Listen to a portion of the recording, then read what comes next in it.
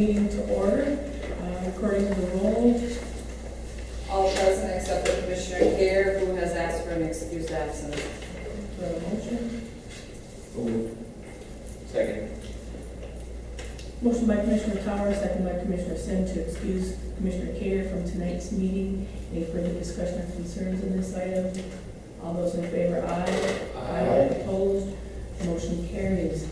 This is a public hearing to hear comment on blight at 412 West Larch Street.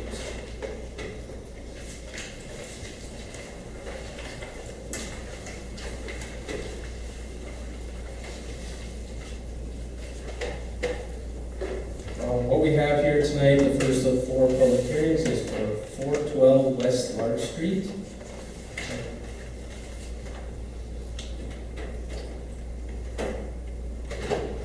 West Larch probably hasn't been living in 3 years now. The gentleman who purchased it on tax sale 2 years ago. And these are some photos of the property in its current state. We have a pickup camper that has been leaning over and it's full of debris. We have a shed in the rear yard which the roof caved in last winter. And there is numerous things scattered throughout the rear yard. So we're coming to you, we've been through the third notice, and we're looking to take care of the situation. Okay. Looks like we've gone through the 3 steps. Commissioners, any questions for our blight officer? Have you spoken to the owner? I have not spoken to him. He did receive certified mail that he sent for pertaining to this meeting, and with photos of his property. Do you know where the owner lives? Missouri, I believe. Any questions for our blight officer? No. Okay, this is a public hearing to hear comment on blight on 4112 West Larch Street. So if there is anybody in the audience who wishes to address the commission on this property, now is the time to speak. If you're able, please approach the podium. Is there anybody who's standing on or? What's the other one?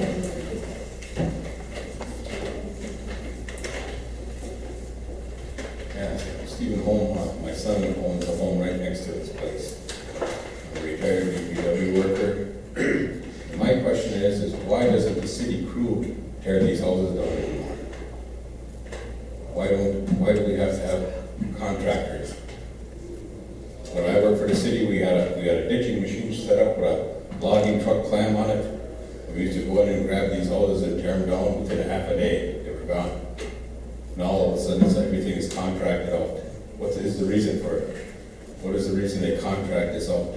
I don't have an answer for you. I don't know, Scott or Jason. It's really a staff resources decision, and again, we could have our crews go and take the houses down, but there's so much other work that we're trying to get done with their services that if they're taking a house down, they're not fixing something else in town. So, Well, then maybe you need some more guys on the crew.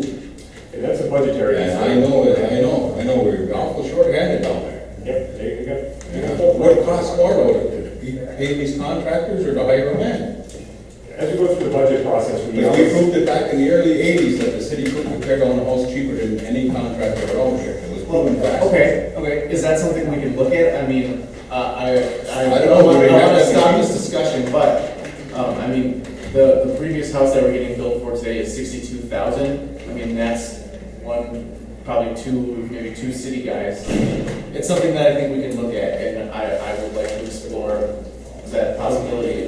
through the budget process, absolutely, that's the time to look at that, okay, staffing, look at your budget, where your resources are. All right. And as far as that home goes, something's got to be done with it.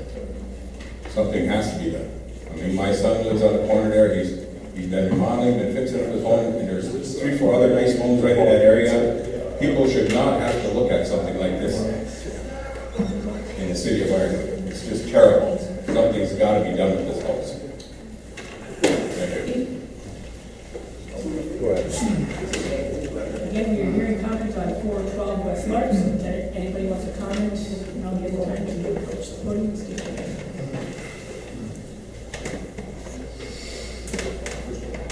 Yeah, I'm Michael Research. Sorry, bought the house across the street from that one there at 407 West Larch. this year, just recently in April, I am in the process of cleaning the place up, which I bought, and making my place look a lot better. And I put a lot of money into the house I'm buying. I mean, fixing up the inside and everything else, because it was left pretty trashed out by the people that had it before. And I cleaned up the backyard and a lot of debris there, took a couple trees down that were nuisance there, and took about 8 loads of brush and stuff out of there, so it was really bad in the back. And I have to look at this every day. There is a problem with stumps in the neighborhood because a lot of that stuff is garbage. And the whole thing is full of garbage. And on a hot day like today, when the wind blows across it, you can smell that house over there. It's just a big pile of debris, and I have to look at it, and the grass gets really high over there. There was a big bee's hive hanging off the front of it, and Tim went over and knocked it down. And that was an issue because I got little kids and my daughter, who was 4.5 years old, they're flying all over the place. Now those bees are looking for a new home. You know, so it's just a thing for animals to come around and there were stray cats and stuff over there for a while. I don't know where they went to, but you know, I just think you should know it's not a good place. And I know the city did lock it up because there were kids running in and out of it before, you know, using it for a party house for a while. So it's not a good place. Something needs to be done. Anybody else? Yeah, I'm Tim Holman, I live right next door to the Blight House there. As far as I'm concerned, there's no, the whole yard itself, the house, everything in it is blight. I mean, I don't see, you know, cleaning up a little bit, what that's really gonna do. I mean, I don't know if the house is ready to cave in. I mean, it's ready to fall in, but it's there's stumps living under there. I mean, I feel sorry for everybody else in the neighborhood there. They gotta look at the grass and every other thing. I don't know if there's power in the house or anything, you know, if there's still electricity in the house. If it catches fire, it's gonna burn mine down, you know, it's terrible. I say we're just all sick of looking at it and, I mean, how many blight tickets and back tax notices can you have, can you get before somebody does something for it, or the guy that owns it? I mean, just get rid of it and that's it. You know, tear it down and get rid of the eyesore, and I'm sure, you know, like I say, we're all tired of looking at it. Tired of looking at it. Anybody else? No, I'm just gonna. I don't know.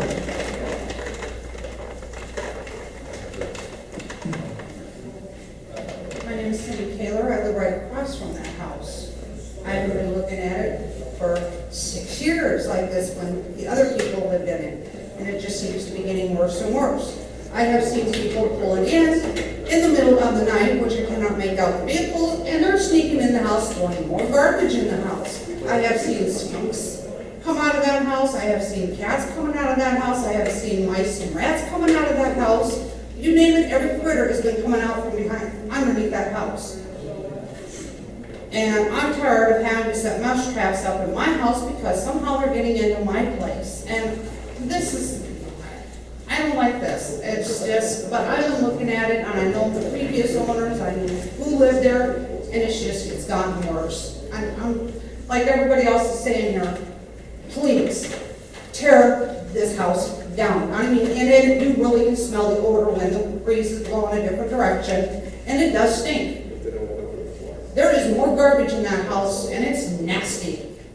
And I'm tired of living with all these rodents. I mean, we got woodchucks, you name it, it's coming out from underneath that house. And I'm tired of looking at it. I've been looking at it for 6 years like this. Thank you. Thank you. Anybody else on 412 West Clark? Come on, Kurt. Come on, Kurt. Come on, Kurt. Look, there's one over there. Come on, you're the other neighbor. Come on, good to have the neighbors on the outside. We got all houses covered then. I know another neighbor on the other side. The house has been like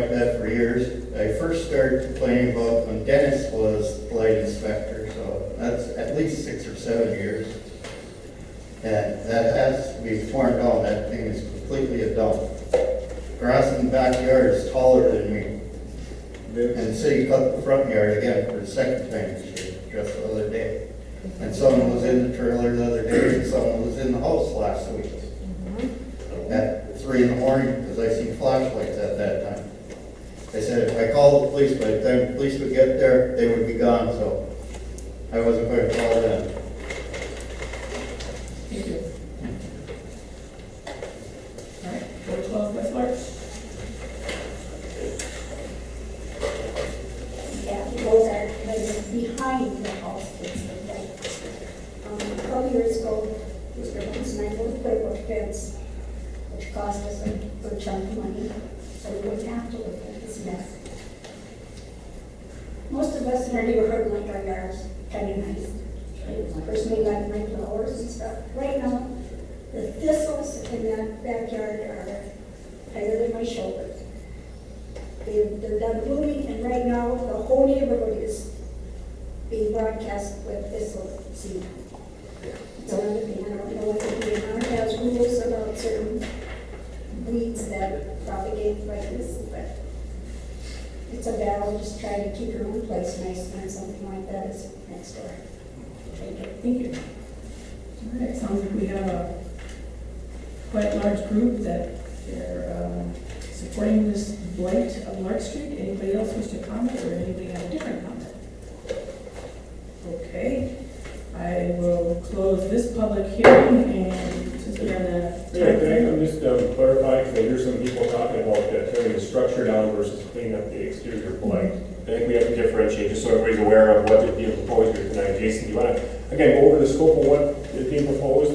And also maybe, if Dennis can maybe talk a little bit about structure removal. That's a whole different process, if you will.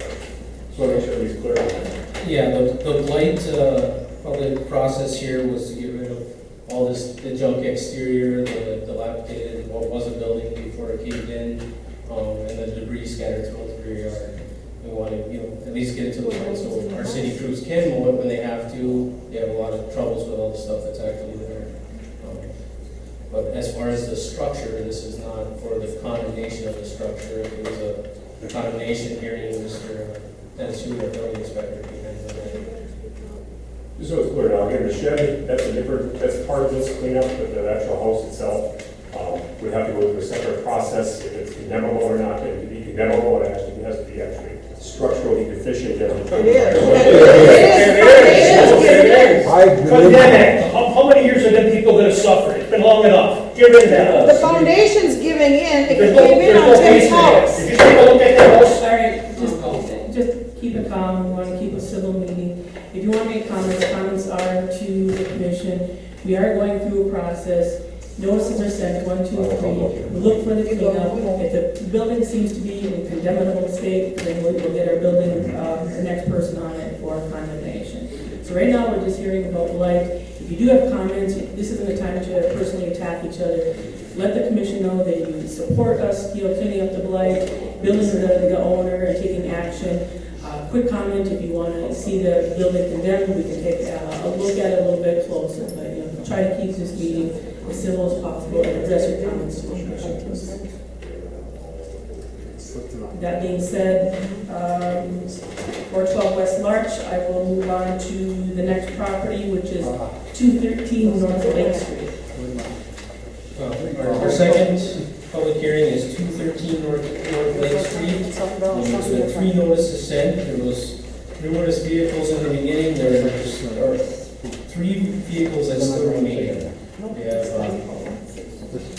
an older boom truck and a sailboat in the trailer on the rear side of one yard, and a car that's been unregistered on the other side. With this one, I believe the owner is here, and we'd like to speak about the property. Commissioners, any questions to our blight officer before we public comment? Have you spoken to the owner and how those conversations been up to this point? Yeah, I've spoken to the owner, I believe it was a week ago after he got the public hearing on this, so the first contact we've actually had with him. I believe he has some plans to take care of the situation. And again, we're looking at the violation description of unregistered vehicles, trailer, and boat. And these are the topics that we've been looking at for this property, correct? Yes. Commissioners, any questions to our blight officer at this time? Nope, okay. This is a public hearing, so if there are any members of the audience that wish to speak on 215 North Lake Street, now would be the time to do so.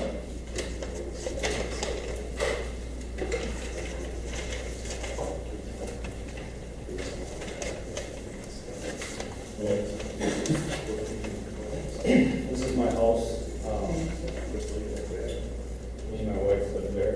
I work out of town now since I haven't been able to find steady work here. And each of those things are very important to me. You know, the sailboat is a dream I had for years. I've been fixing it up. The boom truck, you know, I'm a log home builder. I can't fix those logs by myself. I don't have family, and parents and land and all that other stuff that take for granted.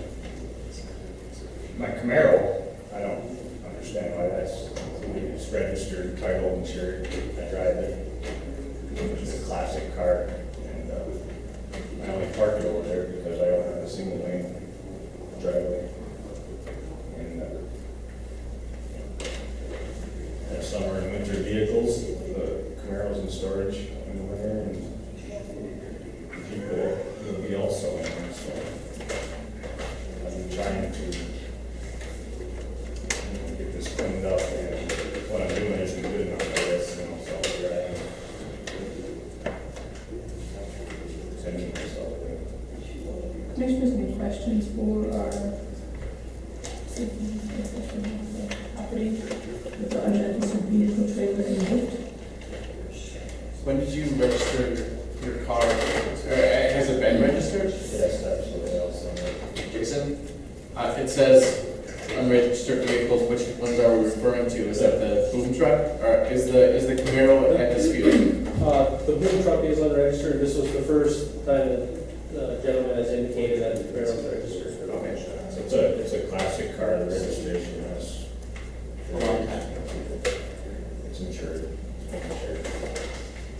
I mean, why, I understand the money issues, but why don't you just register the boat? I mean, the DMV thing, I think it's a 3-year. When I bought it, the plywood, the structural plywood was going, and I decided to replace it. And, you know, it's a big project.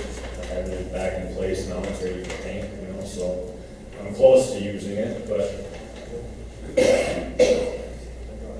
getting pressured to use it and register it when I'm not using it is not what I bought it for. You know. Well, if you register the boat, trailer, and vehicle, then you're in compliance with the ordinance. I understand that. I went to the DMV to do so, it's $250, and they told me I needed a bill of sale for the boat trailer, which I don't have still. I have the title, and everything, but I have to still try to contact the guy. So that's something I'm working on still. I'm not sure if they're all if I want to get a hold of them, but the boom truck, the brakes were out. I have a place to put it, but the master cylinder, easy to find, but it's on order. It's been waiting 2 weeks for it. So that's that. But you know, something I saved up for years for. Was there a time frame that you would become compliant with our blight ordinance? Well, I'm trying my best. I've been trying for a month now, and keep trying. The boat is, we don't know if it's open-ended, depending on, you know, if the guy ever gets back to hold me, or what the process is, get the trailer title, or registered, boom truck. And so the master cylinder, I assume that's the problem. It's not the problem, but I have another problem finding it fixed, but when this started, I understand why the mess. I come home off the road and I unload I played up for 6 weeks, and in the meantime, 5 feet of snow fell, and when I left for work, it was this deep, and when I got back in June, all my ladders and tools are sitting right in my front driveway. The last month it looked terrible, I understand. But that's the life that someone lives out of town lives, I'd like a little understanding, a little slack. Commissioners, any other questions? Thank you.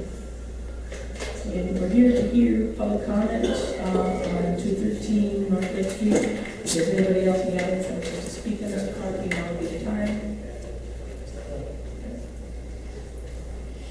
I have no idea, I know no specifics about this case or anything, but what I find interesting is that the cases we're talking about tonight, I just saw the one previous here, it's got the garbage-filled house, collapsing structures. And at the same meeting, we're also talking about this. And so at least in I guess the blight officer's eyes, these are equivalent situations. And it seems the city really does not do a good job of prioritizing things. And I'd also like to ask, well, a couple questions. Just a few months ago, you declined to intervene when somebody complained about numerous trailers, motorhomes, parked in a lot across from their house. You chose to do nothing about that. Did you check to see if all of those were insured, licensed? Steve, do you have comments on 213 North? Yeah, I'm making comments. Okay. This is public comment, and I have my time to speak, ma'am, so please. 213 North Lake Street. You're interrupting my time. May I continue now? On 213 North Lake Street. May I continue now? Yes. There's also been cases in the past of people who have plow trucks that they do not license and register. Have you also enforced this against that? This seems to be an equal situation. And my final question is, why does the city insist on holding its residents to a higher standard than they set for themselves? Go and look at the city garage property and find the old trucks and old equipment and junk that is sitting there, clearly visible to the residents of that neighborhood. Thank you. Anybody else on 213 North Lake Street? Okay, we are on track, excuse me, to hear public comment on our next property, which would be blight on 603 Cherry Place. Our next public hearing is 603 Cherry Place. First notice was sent in May. There was numerous vehicles on the property as well as a bunch of debris. The owner did remove the vehicles, but there's still, the picture on the left is from earlier this year. The reason we're using that, as you can see it, all that debris is still there. It's just covered with grass right now. There was a trailer fire on this property approximately 2 years ago, and a lot of the debris you see there was stuff that was inside that trailer. Also, we have tires and other debris scattered throughout the property. So we have Cherry Street here, we have 1, 2, 3 notices. The violation that we are looking at is debris. Are there any members of the audience that wish to comment on this property? Now would be the time to do so. If you're able, please approach the podium and state your name. Sure, see, this property, I have been fighting with the city with this for 12 years. I went to 2 city managers and at least 3 blight officers. I mean, when the trailer was there, it was so bad, we put a chimney, a wood stove, and a chimney through the roof with 3 little kids in the house. That's why it burned down. There's computers all over the property up there, which from what I understand is poisonous to the ground. And we've been fighting. I brought pictures down here. I've done everything. And I gotta say it right on. I gotta thank my cousin Rick for getting this finally in, because that's how it got here. And I just think it's about time they go in there, wipe it out, clean it, and get it done. If the guy hasn't paid up his taxes, the next door neighbor wants to buy the property, and he'll keep the grass cut. But it's time. 12 years of fighting is long enough. And there's no reason why my mother, 87 years old, has to look at this. Thank you. Thank you. Anybody else for 603 Cherry Place? Okay. Looks like we are on time to move forward. to our next public hearing to hear comments on blight at 715 and 721 Leonard Street. So 715, 721 Leonard Street. Numerous vehicles on the property. First notice was sent in the middle of May. I've had two conversations with the owner in the last 2 weeks. Here's the vehicles that were there. There was approximately 7 vehicles and 2 trailers there before. He has removed 3 vehicles and 1 trailer to date. There still is 2 vehicles to be removed as of today. He has indicated that they will both be gone this week, but he is not here tonight, unfortunately. But he did indicate this week he would get them notified. And I know it's been a reoccurring problem in the past few years for them coming back. So. Questions to our light officer? So there are 3 unlicensed vehicles still there. I believe there's 2 still there as of right now, so they would be gone the day after. Plus whatever this gentleman drives. Yes. To clarify, you are not allowed to have any unlicensed vehicles on the property. That is correct. Okay, thank you. Okay, notice is sent 1, 2, and 3. We have unlicensed vehicles. This is a public hearing, so if there's anybody from the audience who wishes to comment on 715, 721 Leonard Street, now would be the time to do so, and please approach the podium and state your name. Would you like a microphone? Get your microphone. My name is Beverly Brody. I live in Ironwood Township. On the left of that yellow house is a house that my son and I own. I grew up in that house. Paulette Urquhart and I have been friends ever since we've been 6, 7 years old. I have put up with a lot. I don't live there anymore. I basically leave it for my son for when he comes up. We're trying to sell the house. They told us that we would have no problem whatsoever to sell that house. It has a 6-car garage. It has a story and a half. It's a very nice home. They told us it was possible it could be sold within 3 months. Well, we're going on 2 years. 2 weeks ago, my son came home for the weekend. Behind his garage was stuff that belongs to Ed Rickard.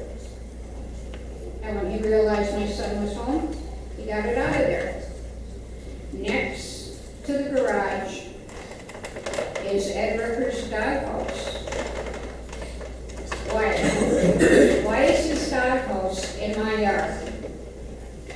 Why is his junk in my yard? Why doesn't he put it on the other side? It's an empty lot. I would like to sell the house. And probably now, I probably just ended a friendship that's over 50 years old. Thank you. Anybody else wish to comment on 715, 721 Leonard Street?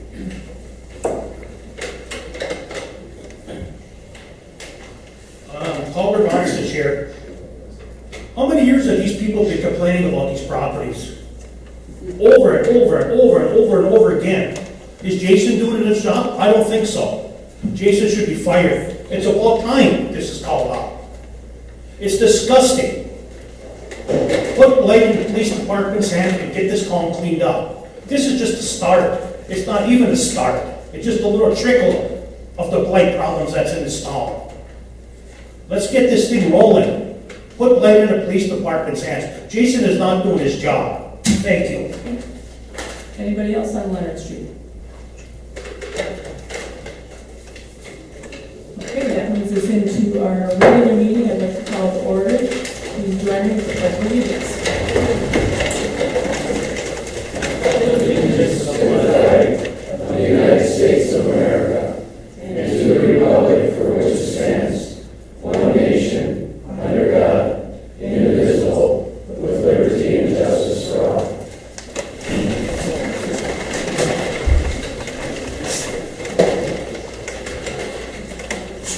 Recording in the roll. All present except for Commissioner Care, who has an excused absence. We need to move people. There's a whole bunch of people out in the hallway. I don't think.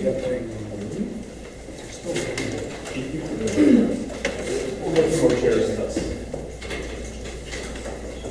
There's somebody on the door.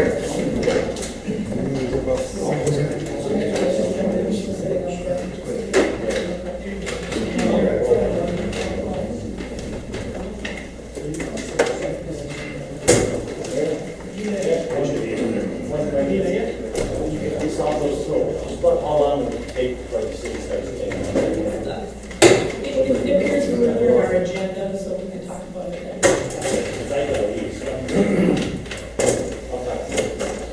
Thank you, have a good day.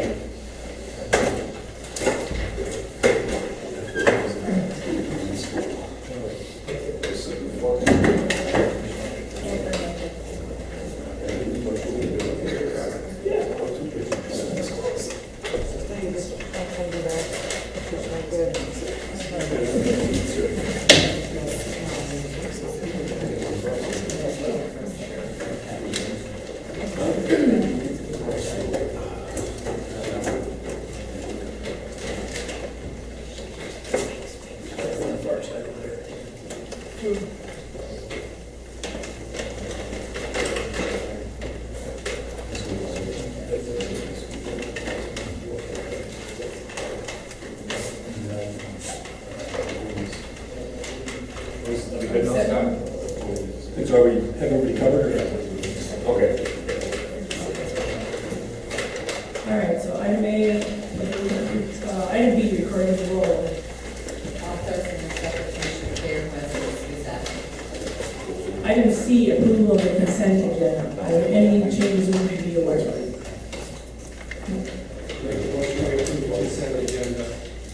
Second. Motion by Commissioner Seymour, second by Commissioner Tower to approve the consent agenda as presented. Any further discussions or concerns on this item? Roll call. Seymour? Yes. Sim? Yes. Tower? Yes. Parker? Yes. Item D, receive and place on file from Finance Director, one statement of revenue and expenditures and two monthly cash reports. Thank you. Put a copy on your desks there of the two reports. I'm reporting for the month of June. This is our fiscal year end.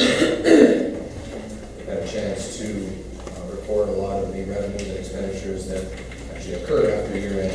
We need to look back to the fiscal year. We still have a few accrual entries to make, and we'll go through that process. Of course, you'll get a final detailed review as we do the audit workshop, once the auditors come in and audit the final numbers for us. So I'll briefly go through our normal report. The first page is the general fund, and the period fund balance is a positive. We are in line with our expenditure budget for all departments. As you know, we went through the budget amendment process, doing budget amendments for all unexpected revenues and unexpected expenditures. We do have some grants that we didn't know the timing on, so they are still recorded, they're still booked as a budget item, so you'll see we're not at that 100% mark, but we do have some large grants in there that just haven't taken place yet. Those will move into the next fiscal year. The major street and local streets are next. In the major streets, we budgeted one big item, the Hemlock Street Phase 2, $131,000. We knew we were doing a 2-year budget for that, so we've seen a large period fund balance there. And then also we did budget for some leave payouts in both the major and local streets. And there was no retirement in this fiscal year ending June 30, so there was no leave payouts. So you're going to see some fund balance carryover. What we do in that case is we budget for those leave payouts next fiscal year, which we have. Next is the equipment fund. Of course, we all know that the equipment fund had a great year, as the rest of the fund suffered. kind of a very positive fund balance. The water and sewer fund, as we know, took a big hit. We adjusted for it budgetarily. Overall, the water fund, was in pretty bad shape, but we got it within budget through the budget amendment process. And the sewer fund ended up in good shape this year. Some smaller funds, the library fund was right in line with what we expected. Their appeal fines, as I talked to the library director, did come in. I haven't had a chance to quote that to there, but they are in good shape at the end of the year. We'll review that as we go through the audit, but I believe they stay within their revenue budget as well as the expenditure budget. Civic Center is in good shape at the end of the year. They had a really productive year, even with a slow start. And even with the large amount of their period fund balance there is due to the significant donation that they had. But overall, in good shape. Cemetery in line with budget. And then the smaller funds at the end in line with the budget. Next, the report to the cash balance report. And all the cash balances are fine. Again, the water fund took a hit. The majority of their funds are restricted. And repair, replace, and improvement account. Any questions on those two reports? So are we ready to close out the last fiscal year now, or are we just about there? We're just about to do, we'll go through, with, just for example, the water fund, we have our water fund that we phase 1, 2, and 3, that all get combined into one for financial statement reporting purposes. We're going to go through that process, combine all the balance sheets, combine all the income statements, see where everything lies there. We have some accrual entries to do, as far as some inventory entries to do, some accruals as far as leave accruals, to vacation leave accruals, things like that. But for the most part, all the entries have been done. Would you say that generally the fund balances are where they should be, or are they a little higher or a little low? I think they're where they should, they're where they should be. Yeah. And, we saw everything that we could, as we got through the winter, with the majority of the unforeseen things that happened since then, May and June, a whole lot. We're in good shape. Commissioner, any other questions? Thank you, Paul. I'll make a motion, we receive and place on file the two reports, item D. Second. Motion by Commissioner Simo, second by Commissioner Sin, to receive and place on file from Finance Director one statement of revenue and expenditures and two monthly cash report. Any further discussion or concerns on this item? All those in favor, aye. Aye. Opposed, motion carries. Item E, approval of monthly check register report. The check register report is for July, to be clear. I'll make a motion to approve the check register report. Second. Motion by Commissioner Simo, second by Commissioner Sin, to approve the monthly July check register report. Any further discussions or concerns on this item? Roll call. Sim, Yes. Howard, Yes. Seymour, Yes. Corcoran. Yes. Item F, approval of the agenda. It is my understanding that we need to add item K1, presentation, Pat Gallo, Suicide Prevention Week, September 7th through the 13th, and that we need to change the word structure to property in items L, M, N, and O. I'll make a motion to approve the agenda as amended. I would like to make a request. Could we move items L through O up to after item H? Sure. Say that one more time. Items L, M, N, and O after item H. Can we do that in order of a motion? All right, I would like to make a motion that we move items L, M, N, and O after item H. I have to withdraw my motion first. Just like, which I Commissioner Seymour withdraws his initial motion. We have a motion from Commissioner Sin to move items L, M, N, and O after items H. Do I have support? I'll second. Motion by Commissioner Sin, second by Commissioner Seymour. Any further discussion or concerns on this item? All those in favor, aye. Aye. Opposed? Motion carries.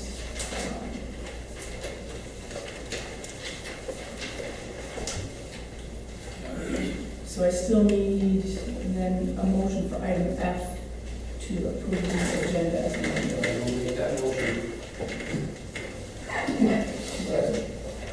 Motion by Commissioner Seymour, second by Commissioner Tower to approve the agenda as amended. Any further discussion or concerns on this item? All those in favor, aye. Aye. Opposed? Motion carries.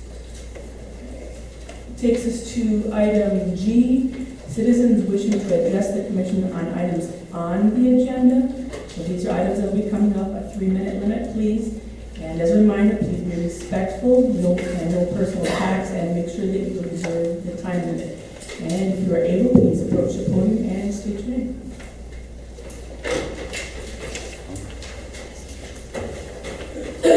Hey, yes, Alder Gossett here. Item Q, discuss and consider resolution about the comprehensive deer management program in the city. The way I understood it is that it's going to be cut down, the number of tags, from what was 100 down to 50 or something. Is that what you said, Karen? We're proposing, yes. I mean, it should be cut way down, maybe to a doe only, because the amount of deer that are left in the townships, there aren't any, especially Irwin.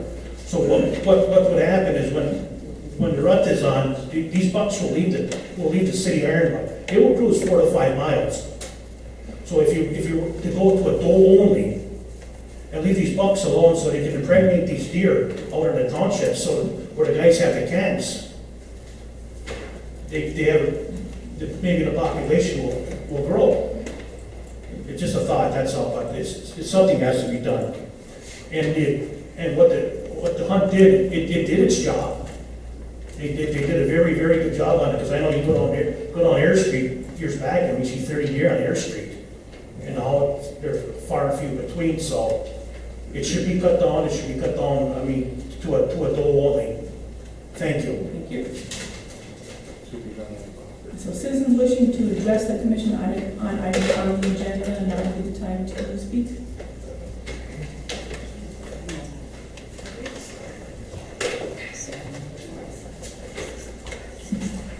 I'm going to speak about your plans, 301 East Oak Street. Are you honestly going to tell me that you're going to add almost $6,000 to an elderly man's tax bill for the cleanup that you did there last fall? That means you could put him out of his home. His child is at home, grew up living there. The public hearings right before that, one of those properties, rat infested, it's a vacant property. But yet last year, the city prioritized going after an occupied home rather than dealing with a garbage infested, vacant, abandoned property. Why was there no bid on this cleanup? I thought the limit was $3,000 before the city could go out and do something. This is almost $6,000. We constantly hear how short-staffed the city is. Yet the city had time to do this. Was all that manpower and equipment really needed? There were 2 dump trucks, a bulldozer, a few other vehicles. It became a sort of a public spectacle. The chief of police was there, several other officers. Our police officers show up at every cleanup. Why was no itemized list of the charges included in the agenda packet so the public could see? Do you have access to that before you make a decision at tonight's meeting? I believe the estimates to tear down Kenny's studio downtown were around $20,000. When we tore down Sharon's place downtown, I believe that was around $15,000. The Bonnie Street property, it was a large 2-story building that we know was filled with material. That was $60,000. Plus there was a garage that was torn down, and we seeded the lot, leveled it, and everything. The city knew that you would never get that money back, so you put it out for bids. And the lowest bid was $20,000 less than the others. And that's what we went with to save the city money. But when it comes time to stick it to a citizen, you just wouldn't work. No bids, no justification for that. And we all know that the rates that the city charges for equipment rental are astronomical compared to what a contractor would charge. Why was this person singled out? 12 years of complaints for some of these properties, but his was done immediately last year, right before the election. Look at all the other more visible blight just in the Norrie neighborhood. In fact, if this man has to look out to, you couldn't even see any of the stuff on his property from street level. He lives up on a hill. But he can look out into his neighbor's yard, 2 toilets, scrap tires, and a bunch of other building debris has been sitting there all summer. But that's totally acceptable. Let alone, I reiterate, the disgusting condition of the city garage property. That's all I have to say on that.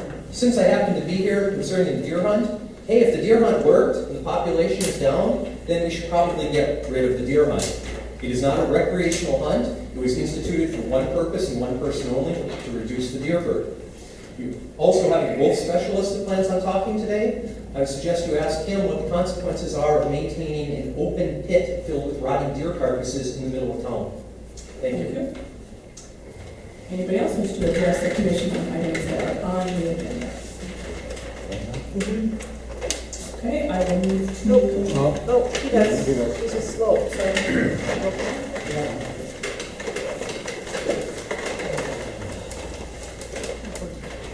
My name is Jim Taylor, and I live right across the street from 413 West Larch, and that place stinks. The toilet's caving in, basement walls caving in, the floors are rotted. It's just a mess. I mean, there's no way good to look at it. It's a dump. Thank you. Anybody else?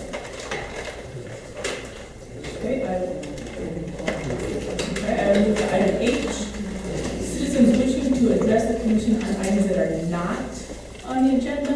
Again, 3-minute limit, please. Please observe the time limit, no personal attacks, and be respectful. If you're able to approach the podium and state your name.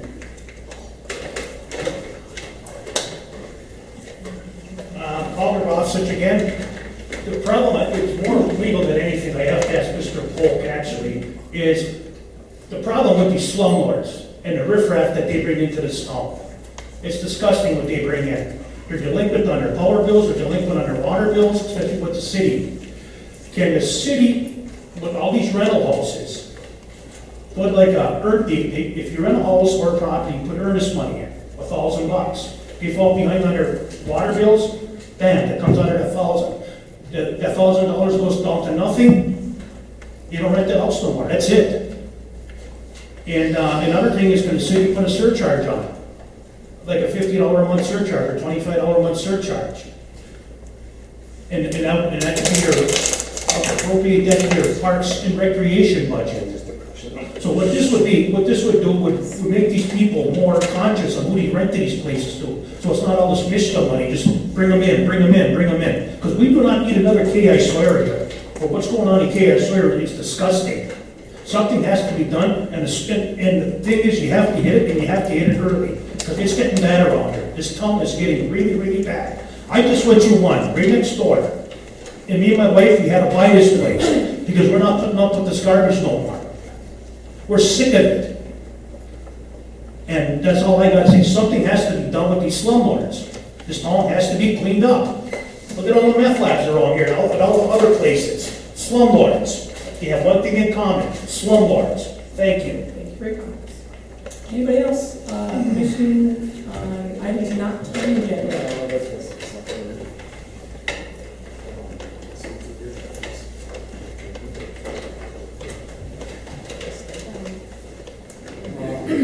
Like usage again.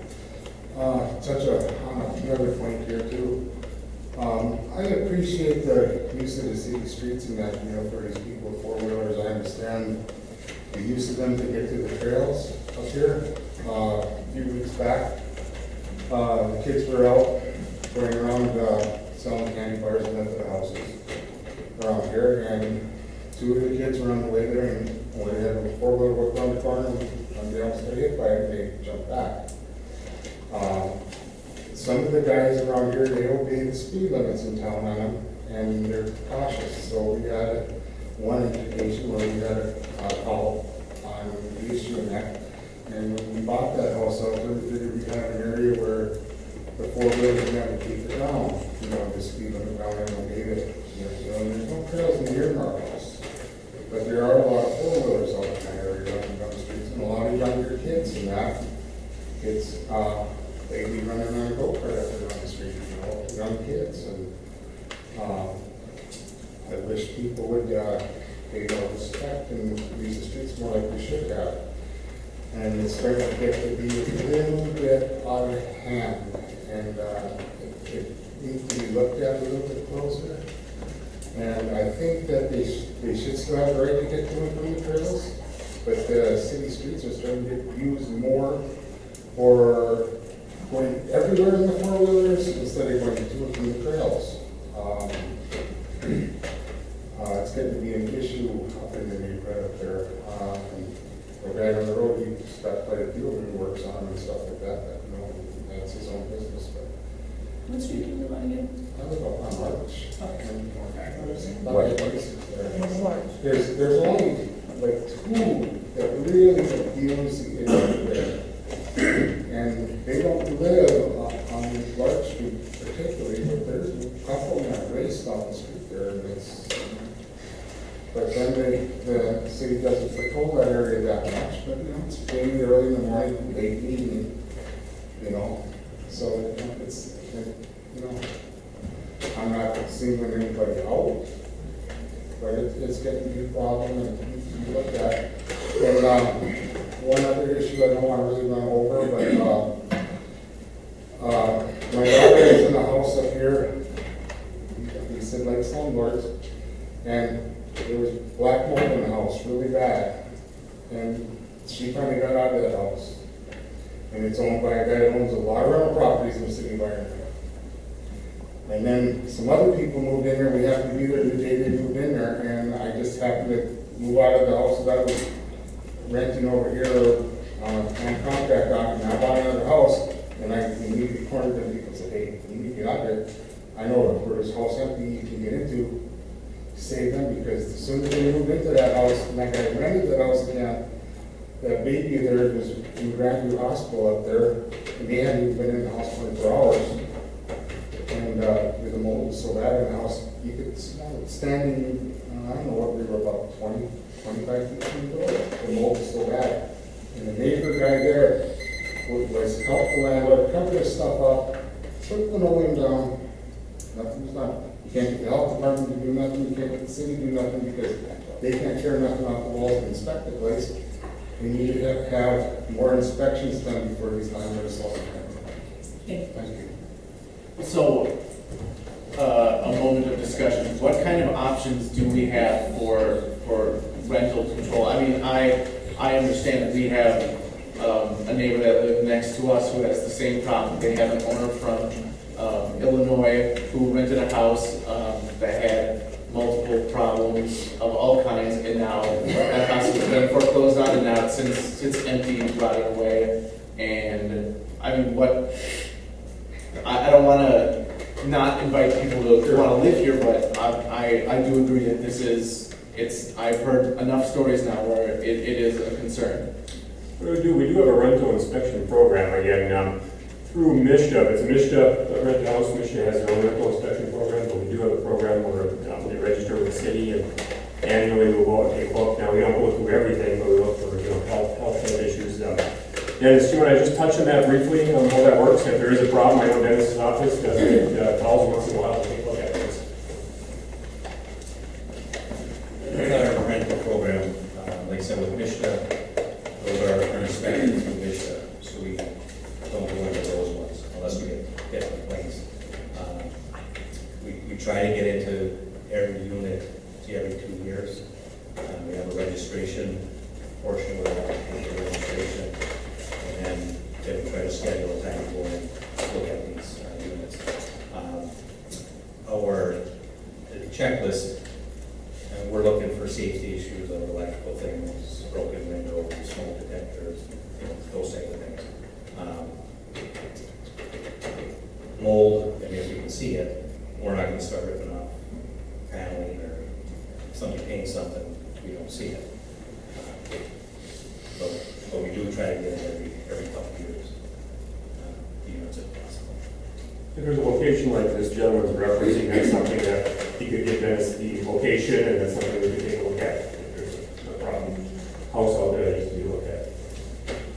Thank you, Chris. All right, we are still on item H. Any member of the audience wish to address the commission on items not on the agenda, please, now would be the time to approach the podium and speak.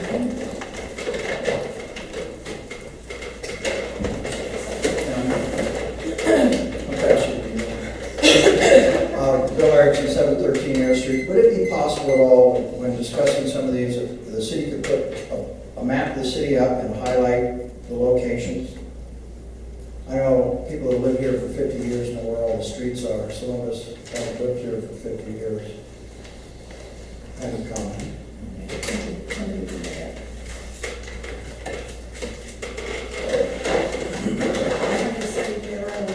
West Larch Street. Is there any possible way, we do live on a dead-end street, and there is no sign that says dead end. You see the traffic that speeds down there, and all of a sudden, you hear them stop, and they're like, oh, this is not approved, so they're using everybody's driveways to turn around and get back out. Is there any possible way we can get a sign put out there that this is a dead-end street? There is, don't go anywhere, it's dead-end, right at Curtis's place. Yeah, it's West Larch, I see Bob Richards in our back, Public Works Superintendent, taking some notes, so I'll take a look at that and see what we can do for a sign. Oh, I really appreciate that, because it'd just make it a little easier, because you'd be amazed all the traffic that comes down through there through the middle of the night and everything, and turning around, and it's horrible. I appreciate it, thank you. Anybody else? Okay, we have an agenda amendment, so we will be addressing item L at this time.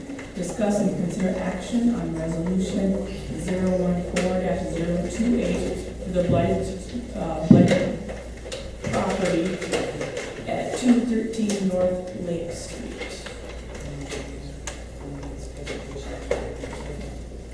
I don't know if you guys have any ideas on timelines, or I know you spoke to the owner of the property. Commissioners, What you feel would be an appropriate timeline for you?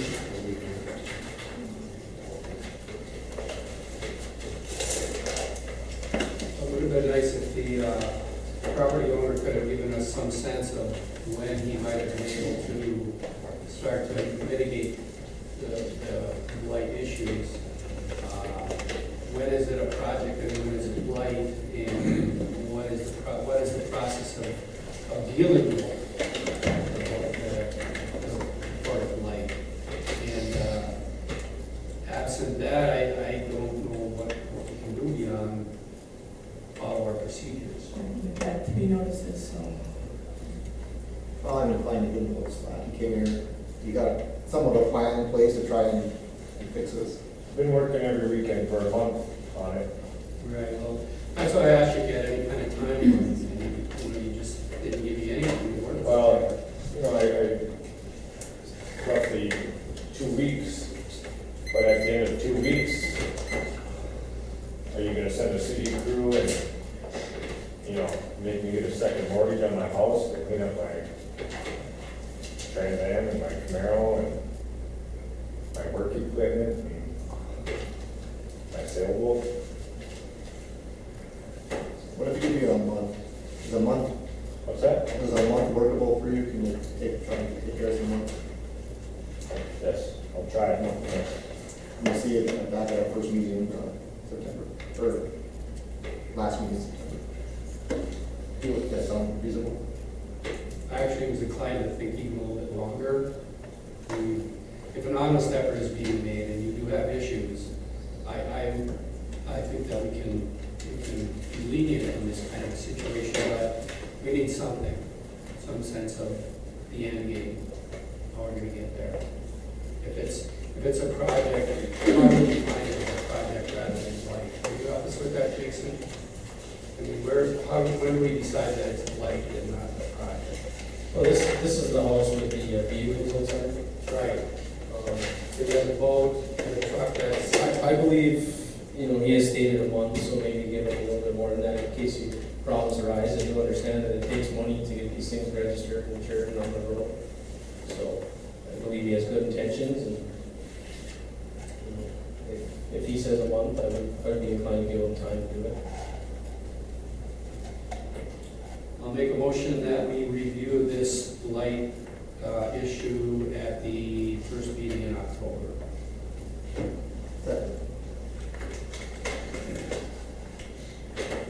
Motion by Commissioner Semo, second by Commissioner Tower to review blighted property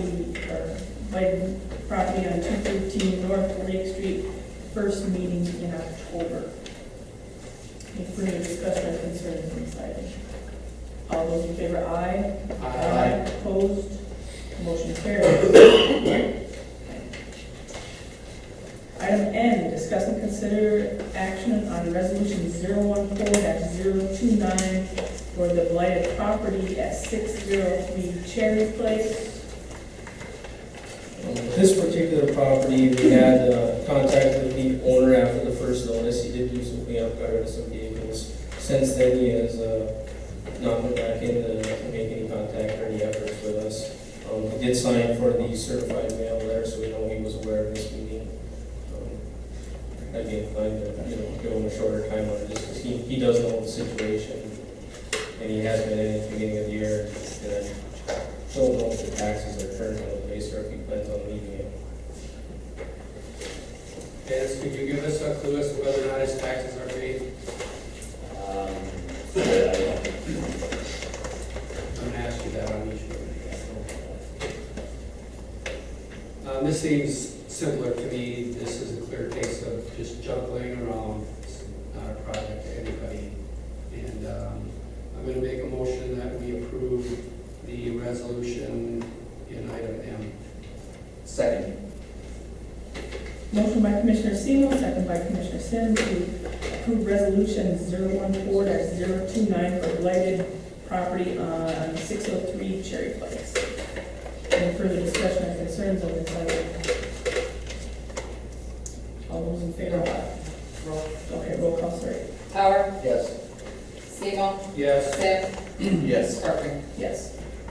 Just for curiosity, it says cleanup to commence effective as of now, correct? Yep, as soon as we can schedule with our DPW department, we'll get over there and take care of the debris and get the grass cut.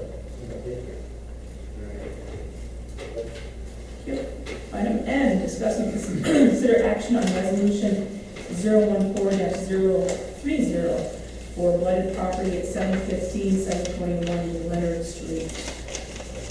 I did have a discussion with the owner today. He had indicated that the last of the vehicles that were unlicensed, uninsured, not drivable on the roads would be out by Wednesday.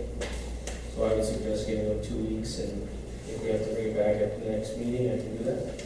Is there a way to follow up too, to see if, we had heard comment about some of his debris kind of flowing over into his Yep. neighbor's yard? Can we look into that? I'm thinking it was probably harder to see because of all the vehicles, because he did have them stacked around the building. Okay.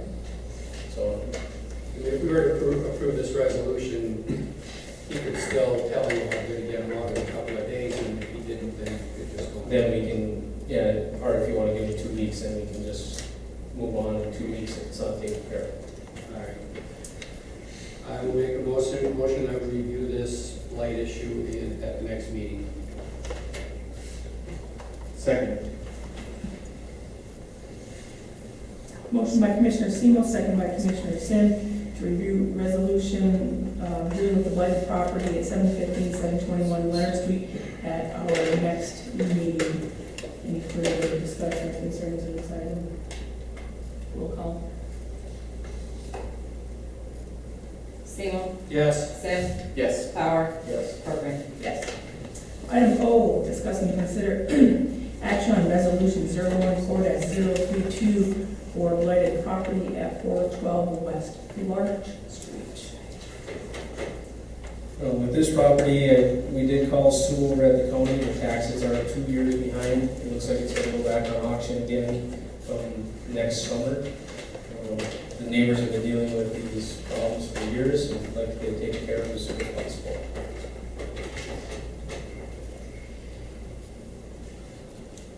I can see two issues here. We have the garden in the yard, which is simple. I mean, it's their blight, and we can take action on that. The condemnation issue is a little trickier. Can we deal with that separately? That would be a separate. Yeah, I realize that, but I mean, in terms of tonight's discussion here. I'll make a motion that we approve the resolution described in item O, but I'd like to talk about the condemnation concept after that. I'll second the motion.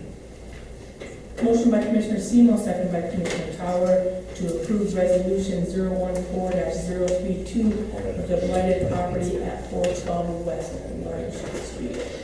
Any further discussion or concerns on this item? Roll call. Sin. Yes. Tower. Yes. Seymour. Yes. Parker. Yes.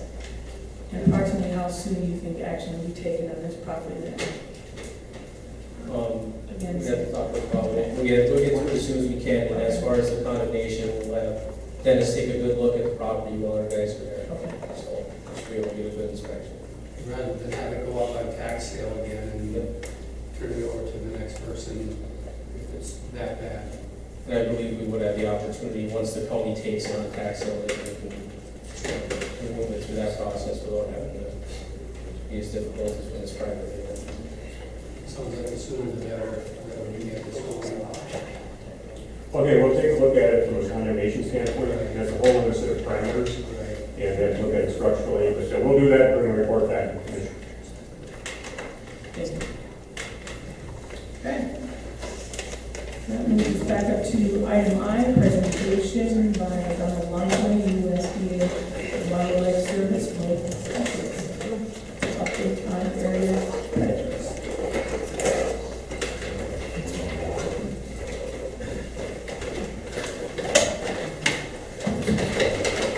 Good evening. I'm Don Lonsway. I work for Wildlife Services. Started about 25 years ago with Michigan Wolf Program, the beginning of the Wolf Program. And pretty much with full UP, concentrate a lot on the way west in the West End. What I'll try to rush along here is a little talk about, we get a little history of the problems and how they began in the city of Iowa a few years back, and what we're shifting at today. Biggest problem we've got, there's a big question, how many wolves are in Gilgit County? And I saw that question come up 2 years ago at the college at a wolf meeting, and some DNR personnel were sitting there, and one of our locals raised his hand and said, "Oh, how many wolves we have in Gilgit County?" And shrugged their shoulder. They didn't know. For days, everybody I bumped into, they said the DNR is holding secrets, they don't want us to know how many wolves, or they don't know how many wolves here. The problem we have with just coming out and saying the Gilgit County has so many wolves is because the way the winter census takes place, the tract census, everything is put in units. At one time it was done county for county, and now the state has it done in units. This part of Gilgit County is in Unit 5, but also in Unit 5, included in Unit 5, is a portion of Ontonagon County. And then the rest of Gilgit County lies in Unit 6. So to stand at a meeting, when somebody asks you how many animals are in Gilgit County, you have to have pencil and paper and a lot of information, because you've got to add Unit 5, Unit 6, and subtract whatever animals were in a portion of Ontonagon County.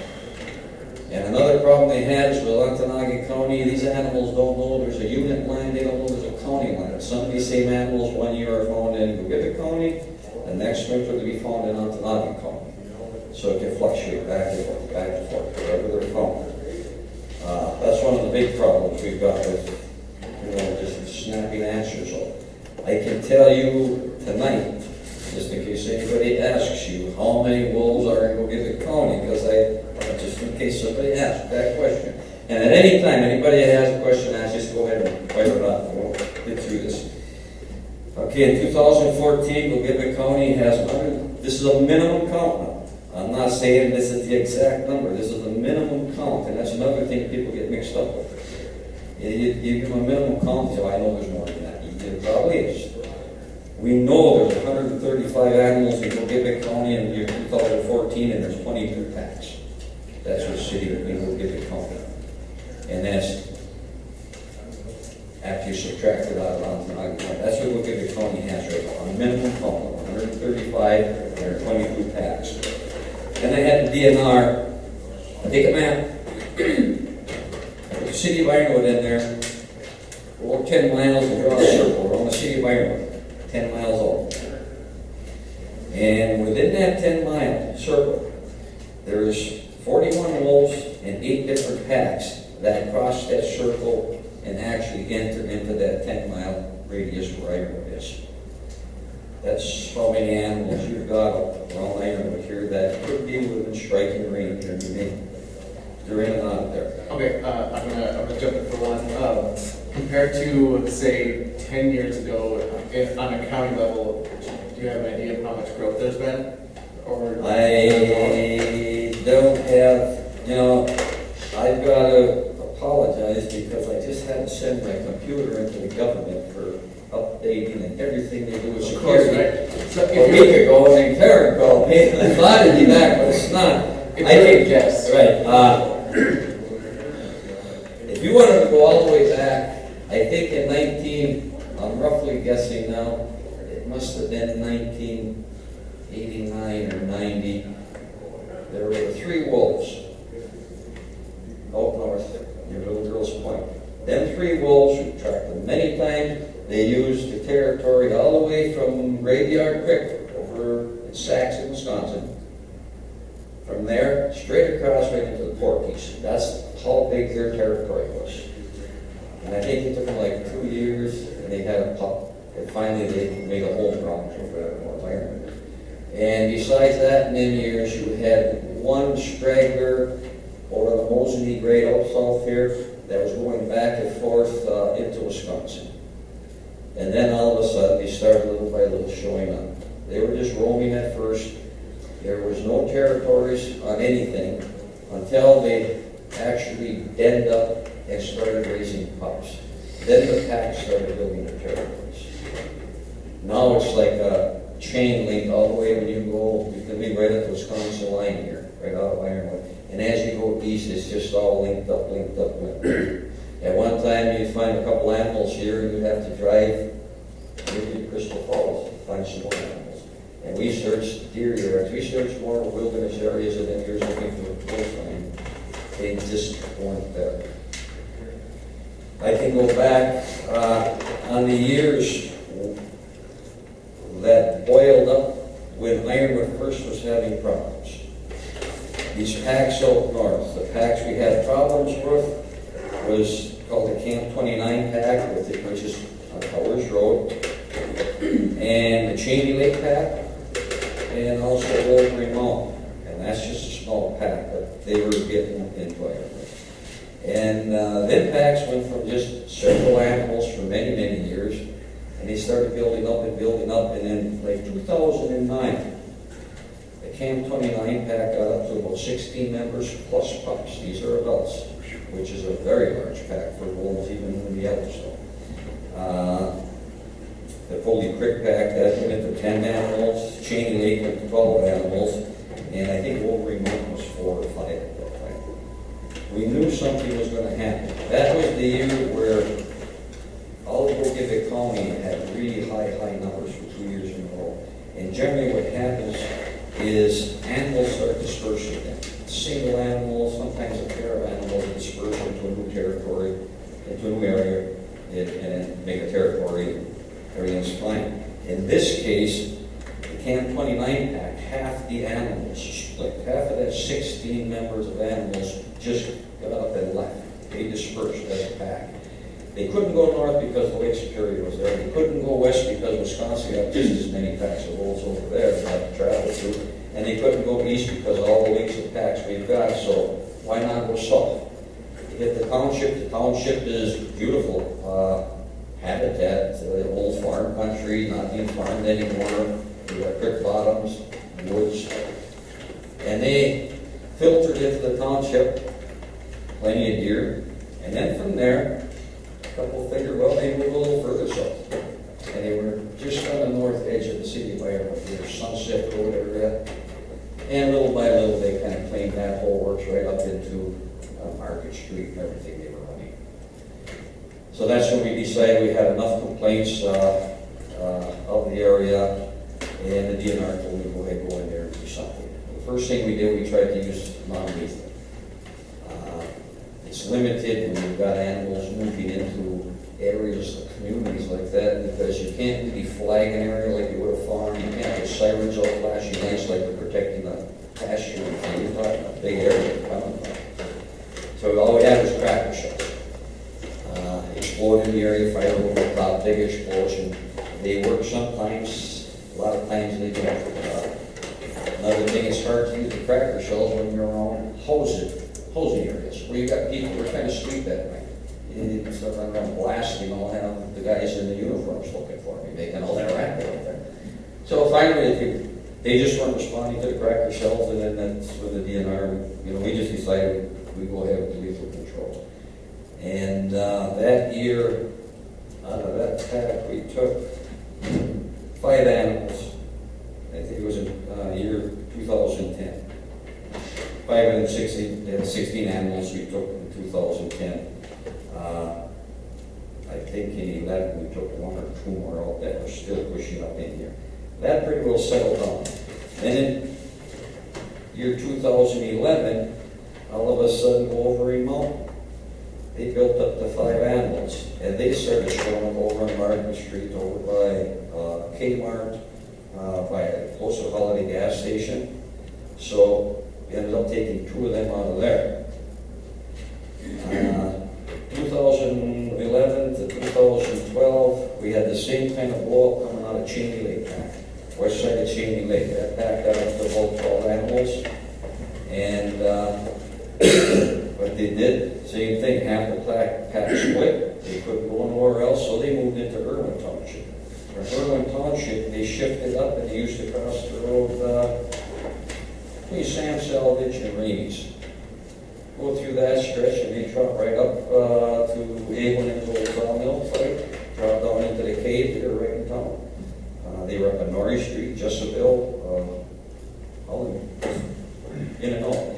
And what happens, people start complaining. They look in their backyard, and there's 2 wolves laying back there where their children were just playing the day before. And they've got concerns about that. Some complaints we had were pets, dogs, actually being chased up on steps. And nowadays, a lot of dogs, they're not just dogs, they're part of the family. And when wolves do get them, and they will, they're not pretty sight. I don't know how many people ever saw pictures of a dog after it's attacked by a wolf, but it's not much left but the head. So we figured there was enough going on there. There again, we tried some non-lethal, wasn't working. So we decided we would take them out of there. And in 2012, I believe it was, we killed 8 of the animals out of that pack. It was, we shot it from there. That settled down. Now, the main pack is, we're having a little trouble with the main pack, the pack that's left out there now. They started showing up in Irwin Township, they got pumps, and as a matter of fact, I'm doing non-lethal control on it right now for the past probably 3 weeks now, trying to get them to move. It's more or less holding a line so they don't get any further into the township. They're right on the edge of the Irwin Township, northwest. And they just keep trying to harass them and pump them back, but you can chase them out of a mile, 2 miles, a day later they're back in there again. So until the pups get big enough to travel, they're probably not going to move too much. But that's how some of the problems started, just because of pack just getting too big, trying to disperse and no real place to disperse. And if you ever did take a ride around there, I mean, just on the edge of Iron, we're going into these townships. There's wildlife there. This year, we've got a problem going on over on the east end of the UP, where there's some dogs being killed. I think there's been 5 dogs killed. They're not hunting dogs. They were a couple of bear cones, a couple of eagles.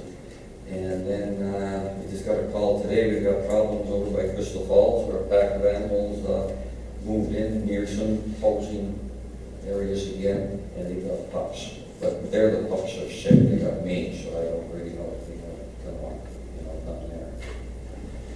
Those are some of the problems going on. Right now you've got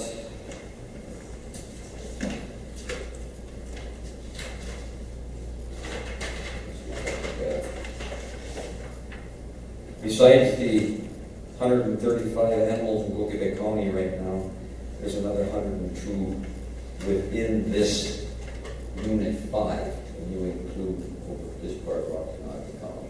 Quebec County is still probably the biggest population of wolves.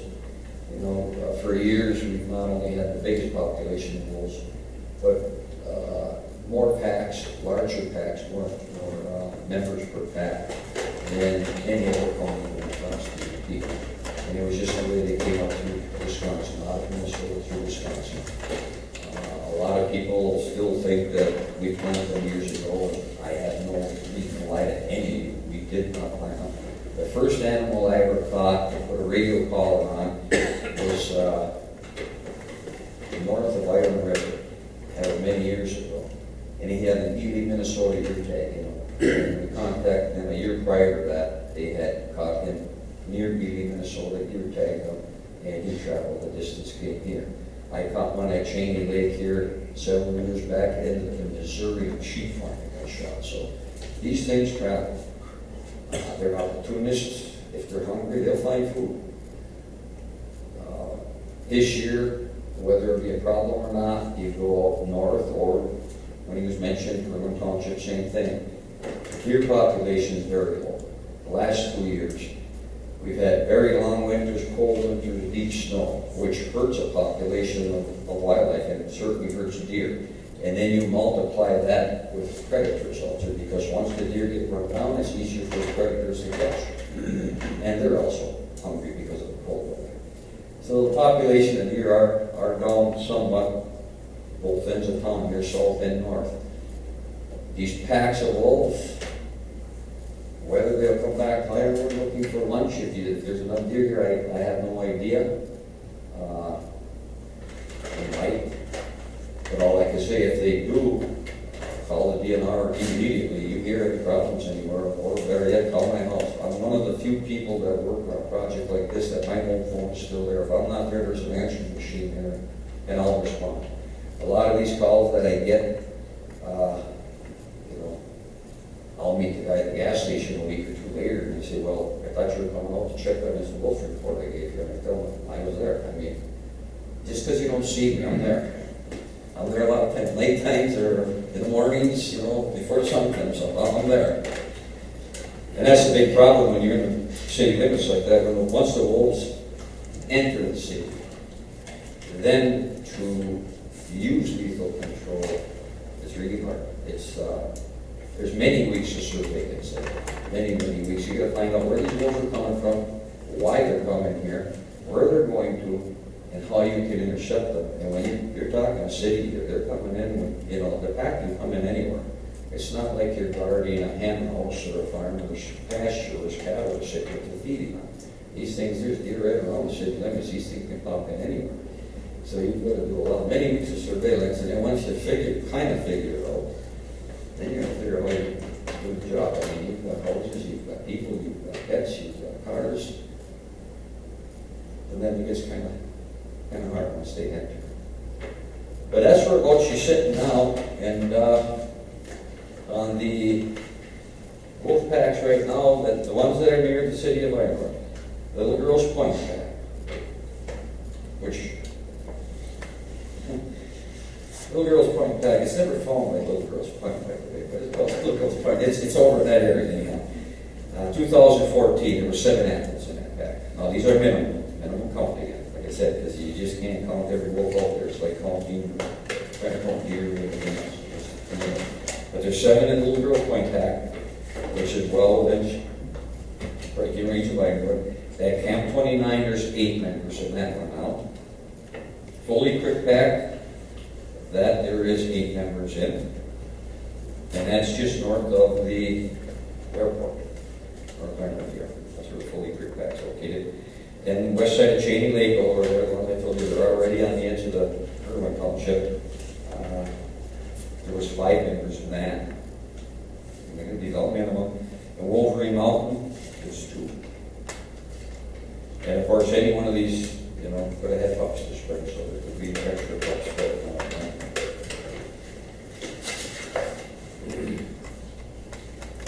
And year, 2010, 2011, and 2012, in those 3 years, we took out a total of 16 animals that were in or near right here, that were bothering, let's just say that. Some were taken out of the township, but they were traveling from there. And it was easier to take them out there than it was here. And then there was one wolf besides that, that makes it 17, and was taken at a declaration event over the township. That was also a member of that act. Any questions at all, anybody? I've got just one question.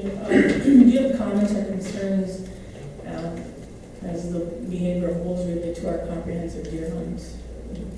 In the city? Do you think it's effective? Do you think it's something that should be continued? And, I don't want to put you in a spot.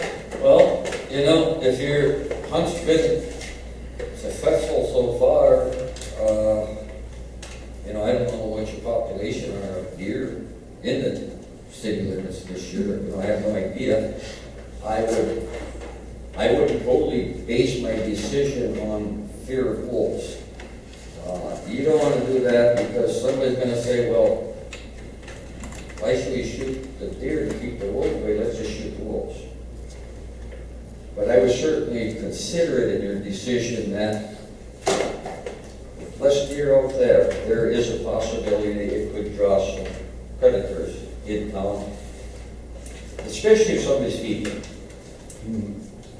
Anytime in the winter months when you get deer congregated because people are feeding, those are honey holes for wolves. Those attract predators. Not only wolves, I mean coyotes though.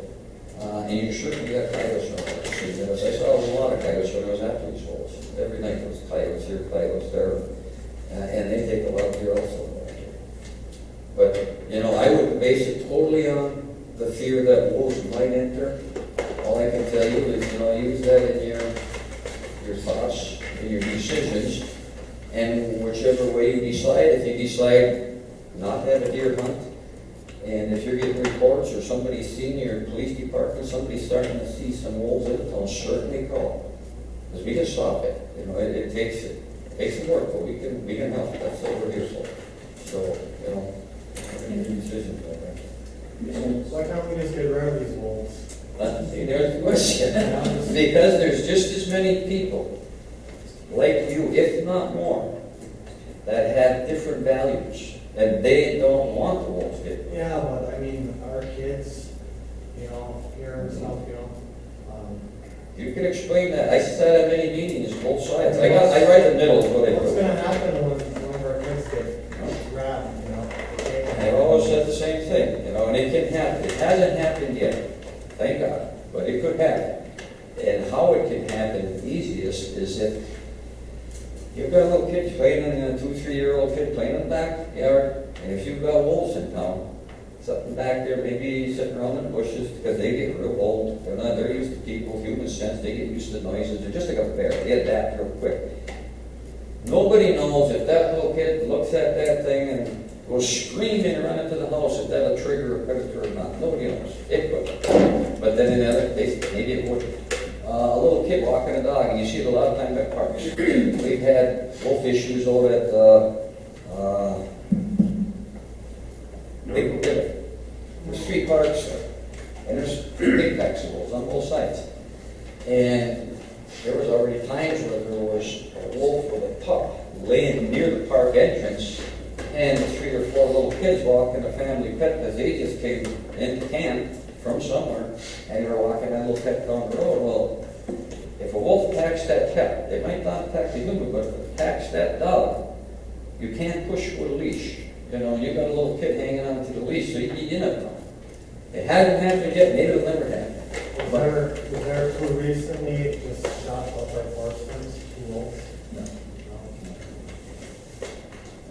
Commissioners? That was, 2 years ago, I believe. That we were talking about that.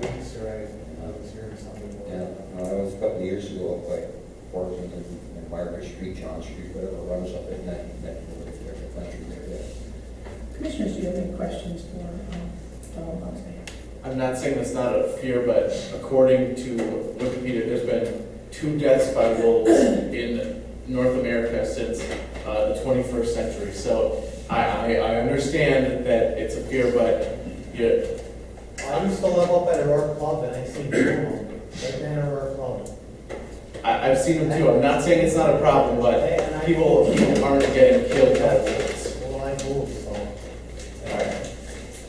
Yeah, by the way, when I talked to DNR and told them that you know, having me discuss wolf fishing during the meeting,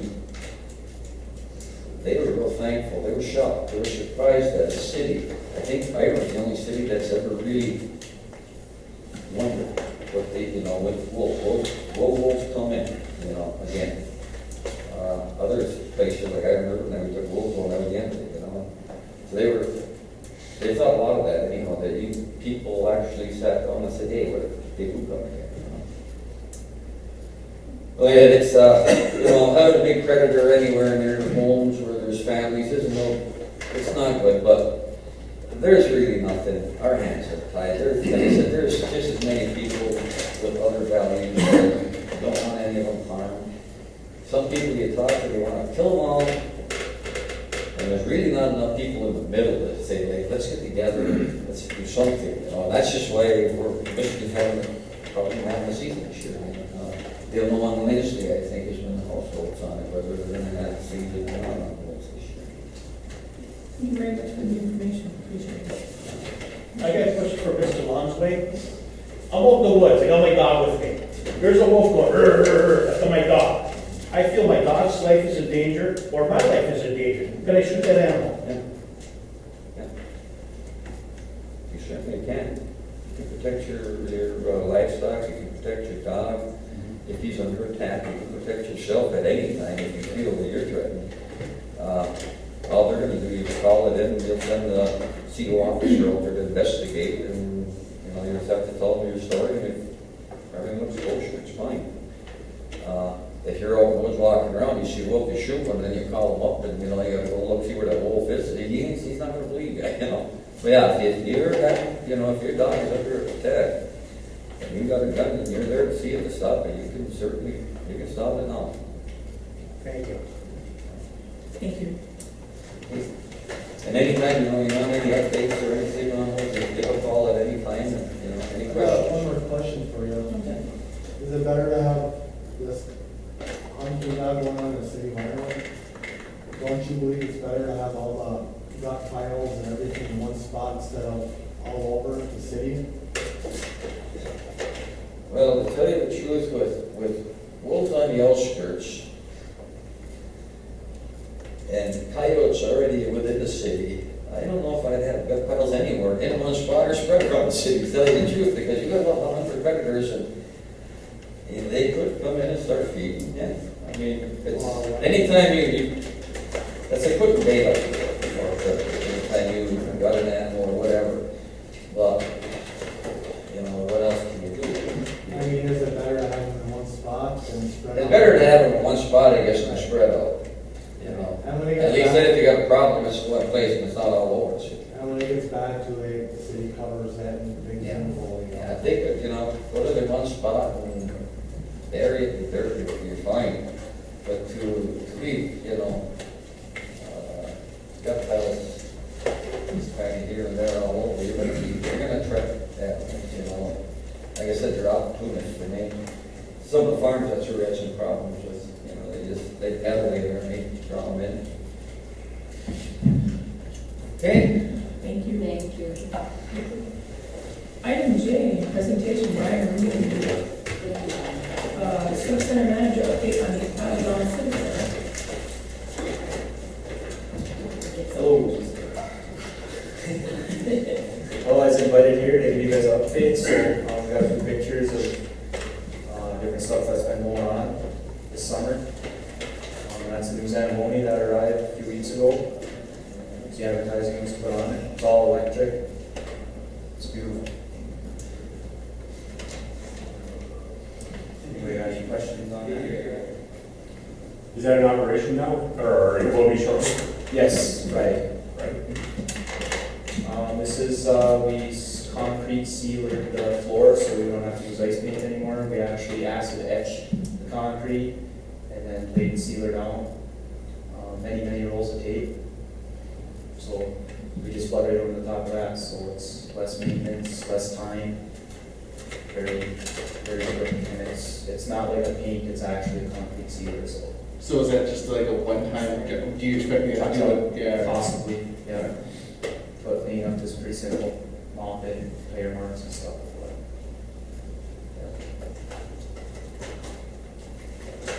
This is when the south side of the Civic Center was the metal was being replaced on the insurance job. AC is 98% complete. There's 5 sheets they're waiting on later tomorrow on the north side, but just for all that work's done. So, any questions on that? It's all one color now, right? It's all brown, yeah, it's all brown. Instead of the multicolor we had before. Yes. We are making ice starting Wednesday.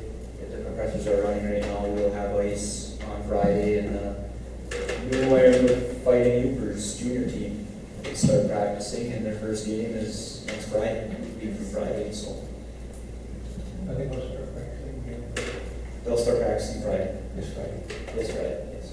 They'll practice through the weekend and all next week, and then first 3 games start off, so.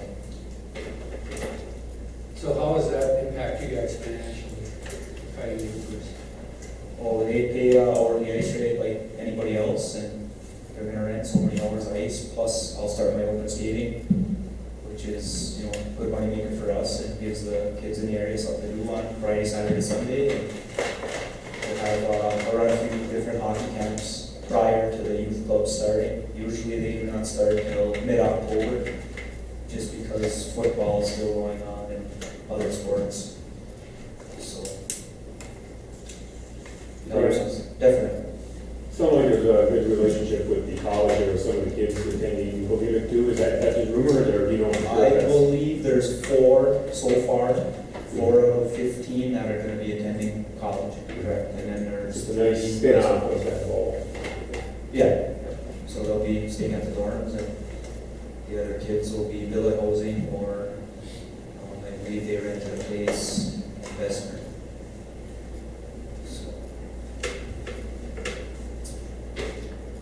So how do you like the new ice equipment so far? Love it.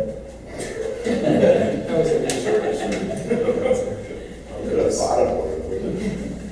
Yeah, it's great. It doesn't take any time at all to cool down the floor. It was at 70 degrees yesterday when I turned them on. It was at about 28 when I left today, so tomorrow afternoon we'll be flooding, making ice. It's been an energy saver for you too, right? Yes. I roughly $1,200 a month savings through the winter. It's too early to tell, starting this early when it's warmer, but obviously costs a little more. So who's going to be using the ice now during these times where we didn't use that out? Who's going to be using the ice now? The Fighting Upers predominantly, that's the team, that's why we're making ice so early, because our season starts early. And a benefit to us is we have open skating and other private ice. Other teams from Ashland, Monaco have contacted me about renting ice because they will not have ice till the end of September at the earliest. So definitely a benefit to have it earlier when nobody else has it. It'd be nice to know if some of those things come to fruition, that we're actually getting those benefits. Just let us know, this is happening. We kind of have a sense of ownership, a little bit of the device. Very interested in how things work out. We could do an experimental, what was it, 7 days during the summer? 7 skatable days of ice, yes. And sign. You can explain maybe some of the turnout you had for the open skating? Yeah, we had open skating every day. Kids were out of school, which went real good. It was right around the 4th of July, and the week prior, the Fighting Yoopers had a couple camps, tryouts for the team. We had open skating, and then we had 3-on-3, and I had about 30 different kids sign up for that. There was a fee, and they came Monday, Tuesday, Wednesday, Thursday for 2 hours each day, you know. So, and were some of the things that we had going on. There's interest in a AAA team, which is a summer team. That's a lot of local kids play on, that this would be their home as far as hosting tournaments, more practice time, more summer ice, 2 months at a time, instead of just 7-8 test period. So it went real well.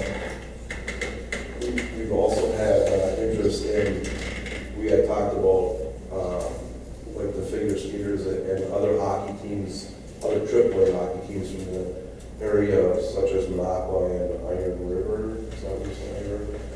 But what we found out the hard way, because you're just learning, is that by the time we got up and running and got the new equipment, and we were able to tell everybody that we could get summer ice, those schedules for this summer are already filled. So we couldn't get anybody to rent because they had already taken care of those. You know, now that they know we're in the grid, that improves our chances of getting somebody else in this time also, you know. And so it's all a learning process yet, even though it's, you know, we skated on it for a whole winter where every day is a learning experience because there's something new. We've talked to both clubs, the Ice Crystals and the Bowl Players. We've talked to both of them about earlier ice time. So far, one club has said they don't really think that would be feasible at this point for them. Doesn't mean it won't happen, but for right now, it isn't going to happen. But if you go for skating, you know, if it goes like a normal open skating does, we're going to be great. So, and with the Loopers there, and hopefully we get good crowds to come up watch them. And then, you know, we're able to get out. We're running concessions for the youth because they're out. You know, Polar Bears and Ice Crystals, they run out and we get something from them for running with the owner of this team, the junior team, said he didn't want to move the concessions, so you can have it. I said, "That's okay." So it's all learning, and it's you know, we were a little disappointed last winter one evening we were looking at our bills that came in and we're looking at our savings, and then our power company raised their rates by a third. It's like it was a third of our savings. That's not true because your bill would have been even that much Oh, higher. even that much higher. But you know, I mean, when you kind of look at it, but One thing I know we saved quite a bit of time, I don't know if you're aware, but it used to take 10 to 14 days to make ice with that old system and everything, and what we did, a day and a half. Flooding, day and a half, but it's still got to run we let it run for 2 days to make sure it's down to 15 degrees, nice and ice cold, so. So almost a good savings of a week in labor and time just to make it, and then to kill it. We didn't have to roll mats up, which usually took about 7 to 10 days, and 3.5 to 4 days to melt it. Your ice was done with the day and a half. 2 days, 2 days it was all melted, so. So he got to do another event sooner. We had the wrestling, or we probably wouldn't have had the wrestling. We don't have to run as long prior to making ice, so if somebody wants ice on a Friday, we can start making on Monday or Tuesday and be fine.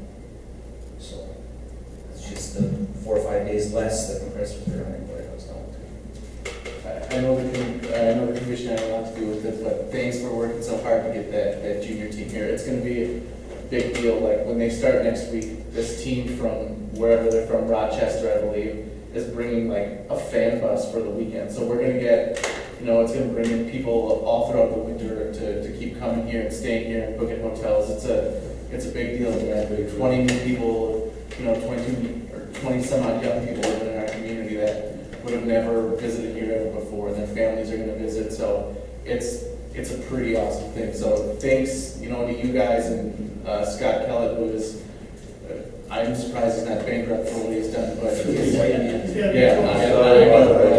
a big deal, but God bless him. We need the community to support this team also. I mean, it helps them, it helps us, you know. Just, And Scott has said all along, every meeting he came to, when he presented anything to us, he said, I'm not only selling the arena, I'm not only selling this team, but I'm selling this area. I'm selling this town.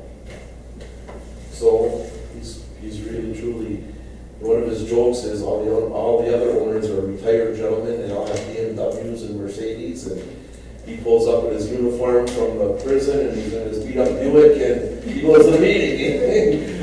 But he truly has put his heart and soul into it, and we've done everything we can to help him so that it does well. We're really truly worth it. I think you got 22 or 24 home games?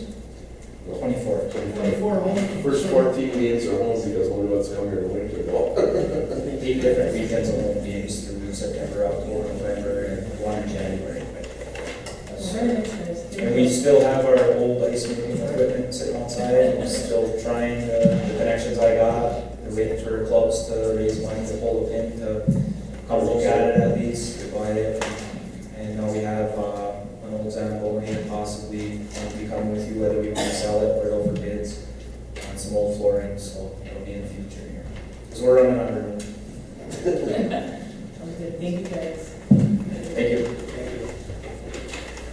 Item K, presentation, Michael Phillips, attorney, update on noxious minutes.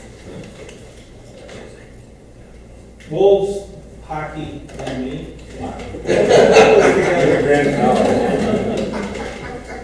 Thank you. All right, I was asked by your public safety director to take a look at specifically noxious fumes, gases, and smoke, and what can be done in conjunction with your public nuisance ordinance.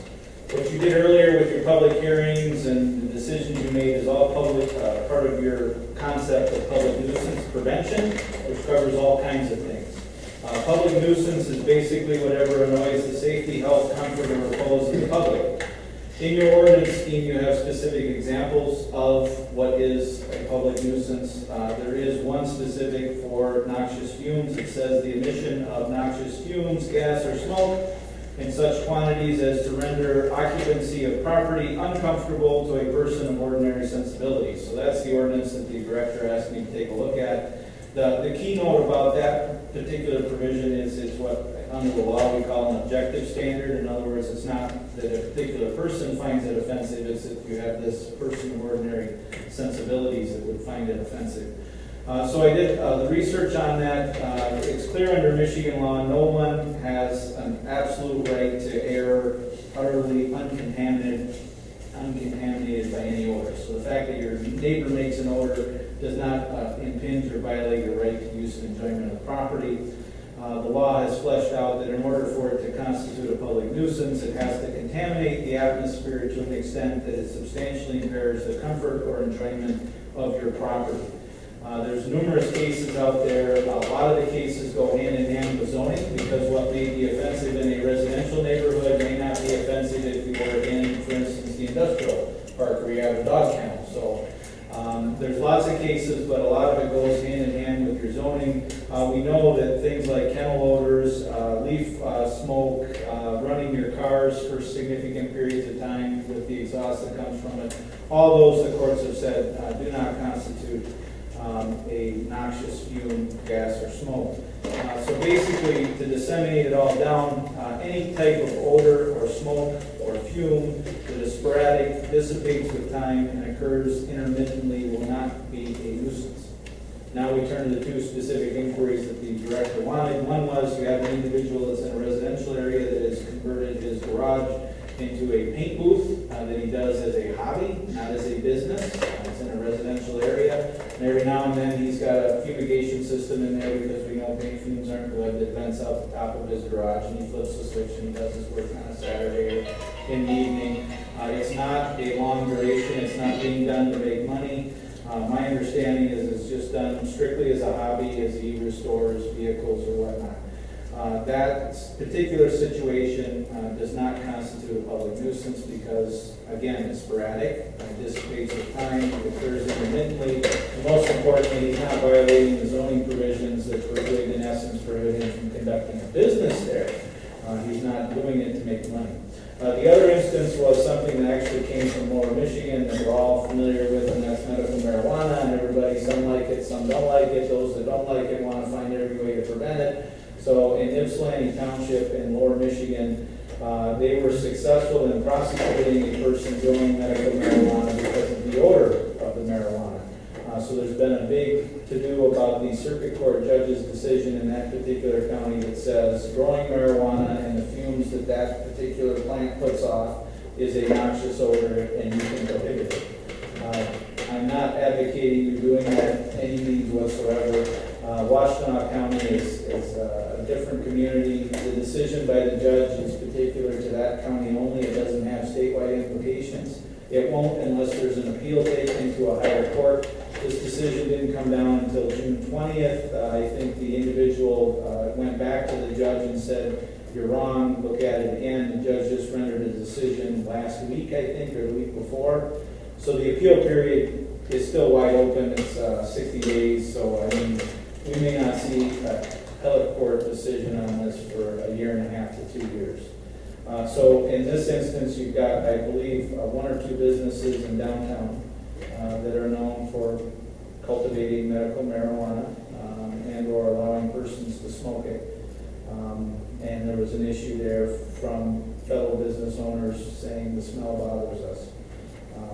Unfortunately, there is no basis for finding a noxious odor in that instance because the law, MMA, permits certain uses and activities and prohibits you from prosecuting people for those. So the smoke and the growing, at this point, you're not able to go in and put a stop based on it.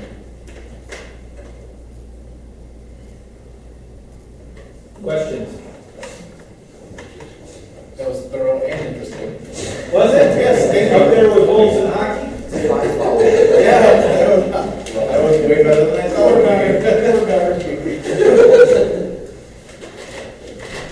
Thank you. That takes us to K1, presentation, Pat Young, our CSAP Prevention Week, September 7th, 2013. You know, there's an old saying that said the mind can absorb only how much the mind can absorb only what the sea can endure. So I'm going to keep this as short as we possibly can. Get it out of here. People that don't know me, I'm a retired football coach and teacher here in the area, and I guess I'm still a teacher, a coach in Mumbai. I guess I'm a life coach now. And I've been working very hard for about the last 14 years in suicide prevention. I think the whole nation was shocked and saddened by the death of Robin Williams, but here's the reality. We lose about 108 people every single day in this country as a result of suicide. And of all the forms of premature death, suicide is the most preventable, and yet so far it has surpassed both accidents and homicides as a cause of premature death. And so we're doing an awful lot in our area here to bring it down, and thankfully both in Michigan and Wisconsin our rates have dropped since the last year the statistics have come out. They've come down a little bit. I've asked the City Council to declare, I think we passed a proclamation, declaring the week of September 7th through September 13th National Suicide Prevention Week. And that's the message. We're having an event as part of that week over at McGibby Community College. I passed out some flyers here if anybody else is interested in them. I have them right up here. The only reason you would need one of these if you want to order a t-shirt, if you want to be a milepost sponsor. If not, you can come the day of the event. It is free. We're not charging anything for it. It's basically an awareness and support event. I don't think there's a person in this room who has not been touched by a suicide in one way or another. And I have cards here for anybody who'd like them. I'll pass them out as soon as I'm done here. Anybody who'd care as what you can do. Our mental health system is in shambles right now, but there's still an awful lot, just like knowing how to do CPR. If you know how to handle somebody who's despondent and considering suicide, you can buy them a reprieve by helping them. That they can, suicide can be prevented.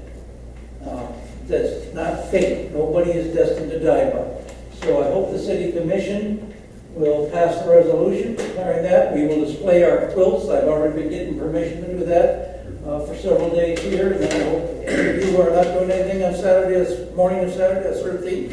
And you'll be out of there by 11 o'clock, so you won't miss any football games. If that's a thing. But we hope you guys can come down and attend. Thank you very much. Thank you.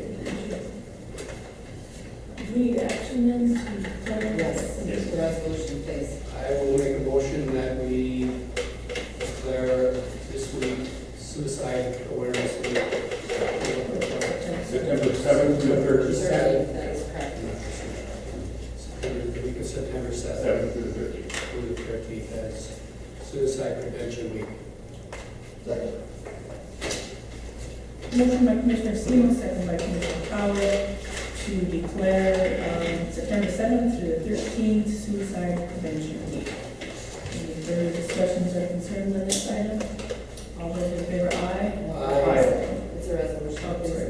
Roll. Flower, Yes. Semo, Yes. Sim, Yes. Parker. Yes. Thank you. Thank you. That takes us into new business, to discuss and consider resolution 014-031, a grant agreement between the City of Ironwood and the Michigan Department of Natural Resources for Longyear Park improvements, project number 26-01720, and authorize the mayor and community development director to sign applicable documents. Thank you. Before you this evening is a resolution to authorize a grant agreement for the Longyear Park project. As a reminder, this is a DNR grant that we received for the Land Water Conservation Fund. It's a 50/50 matching grant, so we will receive the total project cost of $60,000 that we have available to use, $30,000 coming from the DNR and $30,000 coming from the city. And as a reminder, the matching for the city is a $21,000 plus donation that we received for the park specifically, and the remainder will be used by forced labor through our department. And with that, I would answer any questions you may have.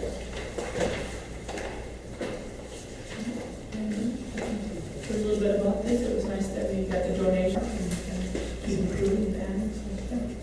All right, I will make a motion that we pass resolution 014031. Second. Motion by Commissioner Slade, second by Commissioner Semo, to approve resolution 014-031 as described in item P.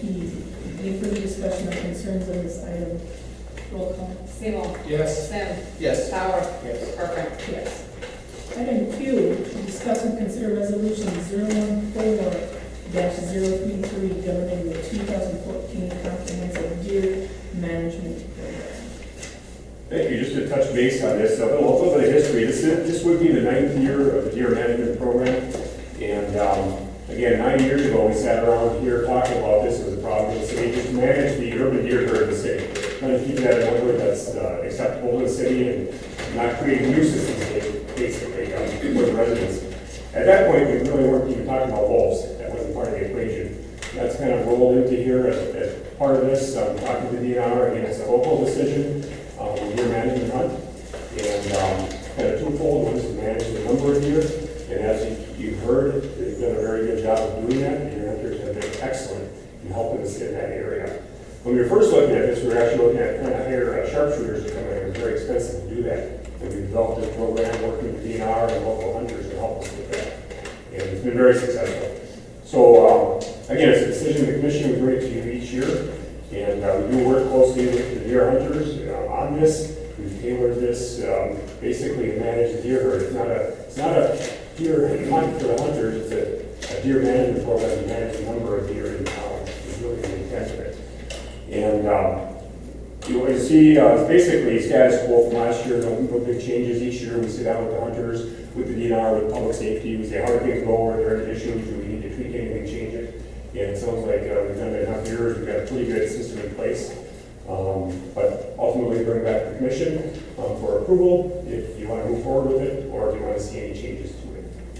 one of the changes that is being proposed is the number of permits on request. I usually request 100 permits through the DNR. It's called the DNAP permit. They're talking about making that half, only requesting 50 permits from the DNR. And even with the 50 permits, deer hunters don't always fill all the permits. Just to give you a little bit of statistics here. Last year, we took 21 deer through the program, the year before 60, the prior year 41, 49, 51, 47. So it's varied, depending on the number of deer in town and the number of hunters that have participated. But again, I think the number of deer they take is based on the number of deer in town too. But it sounds like you go and get a deer in town, and it's not as easy as it sounds. They have to work for them, and again, the number varies depending on the number of deer and the number of hunters. Any questions? I have a question for Michael. Did the Parks and Rec discuss this today, and did they make a recommendation? They did. I believe they recommended that you suspend the deer hunt for this upcoming season. It was discussed a number of months ago. Just was wondering what the upshot of what they did was. Were we to suspend this, and this is one of those things you can knock around because we can all tell, we can all see the deer herd is low. I mean, there's talked to any deer hunter. And if we were to suspend it, would that have any negative impact on future city deer hunts? Would we lose status as a DNR? Well, not necessarily with the DNR. I think they provide, that it's a management tool for the city. Again, talking with them, we want to manage the number of deer in town because we are, as we that potential source of food for the wolves, I guess, at some point. We do have more deer, per square mile than most other areas. But again, downside might just be with the hunters. We do have, I'm not sure, at least one hunter here representing the hunters, and two. And they could even weigh in on that from their perspective. Again, they helped us with this through the years. What the impact will have on their perception might be interesting to hear from them also. I have a question for Michael. Why did the Park and Rec decide that they didn't want the deer hunt? I believe it was because they felt the deer population was down enough that it didn't warrant a deer hunt. And just one more statistic, just talking with the public safety director, just looking at deer car accidents 5 years ago to now, the number was just statistics, 25 5 years ago, last year 3. So it has had an impact on us. So the program has been successful? Yes. And do we want to suspend it and start over again? I don't really think so. But at the same time, 2 points are brought tonight that I kind of agree with. One is it's not a recreational hunt. And that's something that I think is misconstrued throughout the community. Everybody really thinks it's just a recreational hunt. The deer aren't there anymore. I don't think that's true. And two, all out of the fact that the bucks, if we start shooting them, they are not going to be available to mate with the deer in the townships. So my thinking was, we'll cut our permits in half and then eliminate the earth buck for 1 year.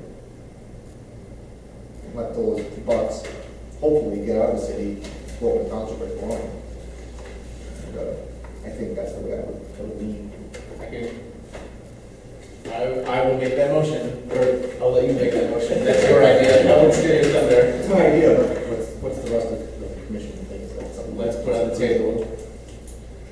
I will make a motion that we accept the deer hunt being cut in half to 50 permits without buck licenses being given for this year. Is that? You mean earn a buck? Yes, that's what I meant. Suspend the buck for 1 year, but also, I still want the hunters to shoot does. I don't want them to think, well, if I don't shoot does this year, I can't have a buck, I'm not gonna shoot does. I think it's a very good thing. I put a lot of meat in people's freezers, lots of freezers. People really need it, So I guess I would tweak the earn a buck and say that any doe shot this year will be applied towards the lottery next year, in next year's. Or, even if you don't do the buck hunt for 3 years, it don't matter, just keep the goals going, 50 permits, whatever, What do you guys think? If we eliminate the earn a buck, is that gonna affect the, some people probably, some people probably won't want to do it no more, but, oh well. suspend it for 1 year, something you can look at every year and discuss, that's something you want to bring back. Maybe next year we can bring it back and do it again, and we'll see how it goes, you know? I just don't want the program to start from scratch, you know, the deer population is down, but do we want it to rebound I again? still got deer right on the Big Street. I see them all over the place. I mean, there's still deer here, you know? You're never gonna get rid of all of them, never. Unless the wolves come here and help us. I personally would like one other change. I would like the hunt in the Miners Memorial Heritage Park to end at the end of gun deer season. Because we're already grooming our ski trail. Last year we started November 26th. And people just do not want to go in there. I mean, I understand that it's not a problem. I get that the hunt is not a problem. Other people don't perceive that. They see that they won't take their dogs in there. They just don't want to go in.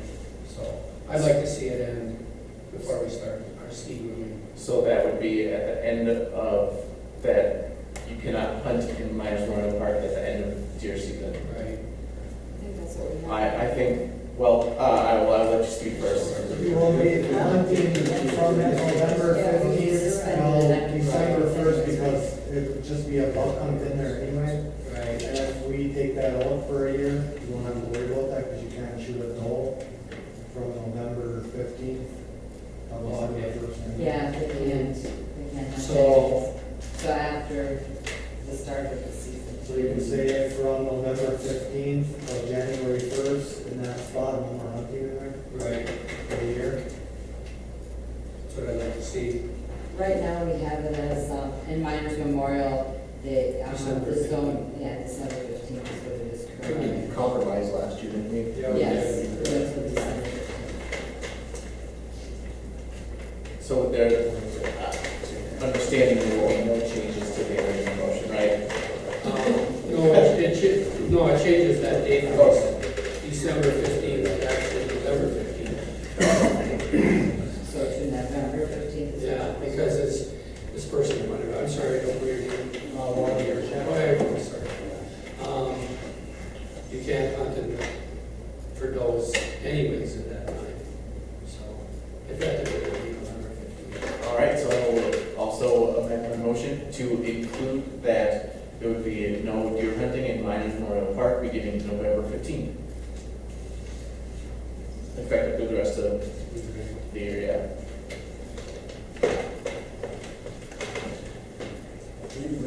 Reread the motion for me. Yes, agree that.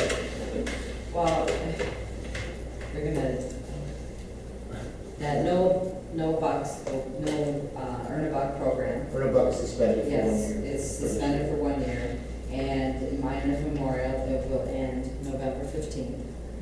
And then we're only gonna ask for 50 permits from the DNR. Is that number 50 already in the resolution? No, it's not, but I request that of the clients, but we will be only requesting 50. We can still use our own tags, so. Yes, Right. yes, and the permit fee, I will know from the DNR, but I think it's going down to $10 instead of 15, because you guys have to follow your base license, the way they did it this year. So, One last question. How has the number of hunters varied over the years? it's went down. I'll read backwards from last year. It was 22 last year, the year before 38, year before that 26, 32, 29, 27, 24, 26. So It's not as much variation as you might think. Last year was the lowest, but not high. over the mid-20s. I'll second the motion. Okay. We have a motion by Commissioner Sims, second by Commissioner Tower to approve resolution 014-033. The following changes noted that there will be only 50 permits issued. The earn a buck for this year, the earn a buck incentive this year will be eliminated, and that there will be no hunting in the Miners Heritage Park from November 15th through the rest of the season, which will be December 31st. Is that correct? Any further discussion or concerns on this? Roll call. Tower. Yes. Seymour. Yes. Sim. Yes. Corcoran. Yes. Item R, discuss and consider approving MDOT agreement for priority road investment program. along with approving resolution 014-034 and authorizing the mayor to sign all applicable documents. What this is relative to is, if you recall, about 2 years ago, we get funding from MDOT from the state for snow maintenance. And a couple of years ago, they had cut the funding back by about $50,000. We worked through our legislators at the state level with MDOT and a number of others and pursued this, basically saying that they shouldn't cut our funding. They essentially agreed with us at this point after all that, are going to be reimbursing us $50,000. So this agreement is a mechanism for them to reimburse us that $50,000. I'll make a motion that we approve the resolution described in item R. Motion by Commissioner Seymour, second by Commissioner Tara to approve resolution 014-034 as described in item R. Any further discussion or concerns on this item? Roll call. Seymour. Yes. Sam. Yes. Tyler. Yes. Parker. Yes. Item S, discuss and consider approving resolution 014-035, charging cleanup expenses in the amount of $62,000 associated with blight cleanup at 213 Bonnie Street. Mr. John Hartley, and authorizes the cleanup charges to be placed as a lien upon the property. Again, this is part of the process based on the ordinance. After we do the cleanup, we bring it back to the city commission with a itemization of costs. You read the list that has itemized those costs for you that we put together. You'll see for 213 Bonnie Street, the demo cost was $53,000. There was an asbestos survey at $3,000 and asbestos abatement at $6,000 for a total of $62,000. So the commission can take action either to authorize all of this, none of it, or part of it to be assessed back to the property as an assessment against that property. So Scott, if we take this full action of the big number, is this going to discourage, this will discourage anybody from ever buying a piece of land at this point? Well, it would be against the property at this point in time with the current owner. Just kind of thinking through that, if it does go through the tax forfeiture property, no matter how much you put on that, the county gets it back. Typically, at some point, those assessments get wiped out, basically to encourage someone else to take on that property in the future. So again, by levying against the property, you're kind of making a statement, even though you know it may, go through that process, but ultimately at some point it does get cleared off, so that someone would in the future hopefully take ownership of that property. So the likelihood here, in our assumption is that this will go up to taxes eventually regardless. Probably a strong likelihood of that. And when that happens, this assessment would be wiped out. Correct. Is that correct? I'll make a motion we approve the resolution described in item S. Motion by Commissioner Seymour, second by Commissioner Towers to approve resolution 014-35 as described in item S. Any further discussion or concerns on this item? I would just like to ask, I take it you looked at what the bill was. Is that a fair 53,000? I mean, it just seems like I realize that there was a lot in there, but that seems very expensive. Yeah, for a building, that's the largest cleanup the city has ever done. And again, the nature of the size of the building, the contents that were in that building, and essentially the tipping fees, a lot of this does go to the landfill. They haul this to the landfill, and they pay the landfill to dispose of that material. So probably a big portion of this is actually landfill cost. So unfortunately, like situation of that magnitude is quite expensive to abate. And we did have competitive bids, if you recall, to the very competitive bid. Right. $20,000. Any other questions, concerns? Roll call. Sam.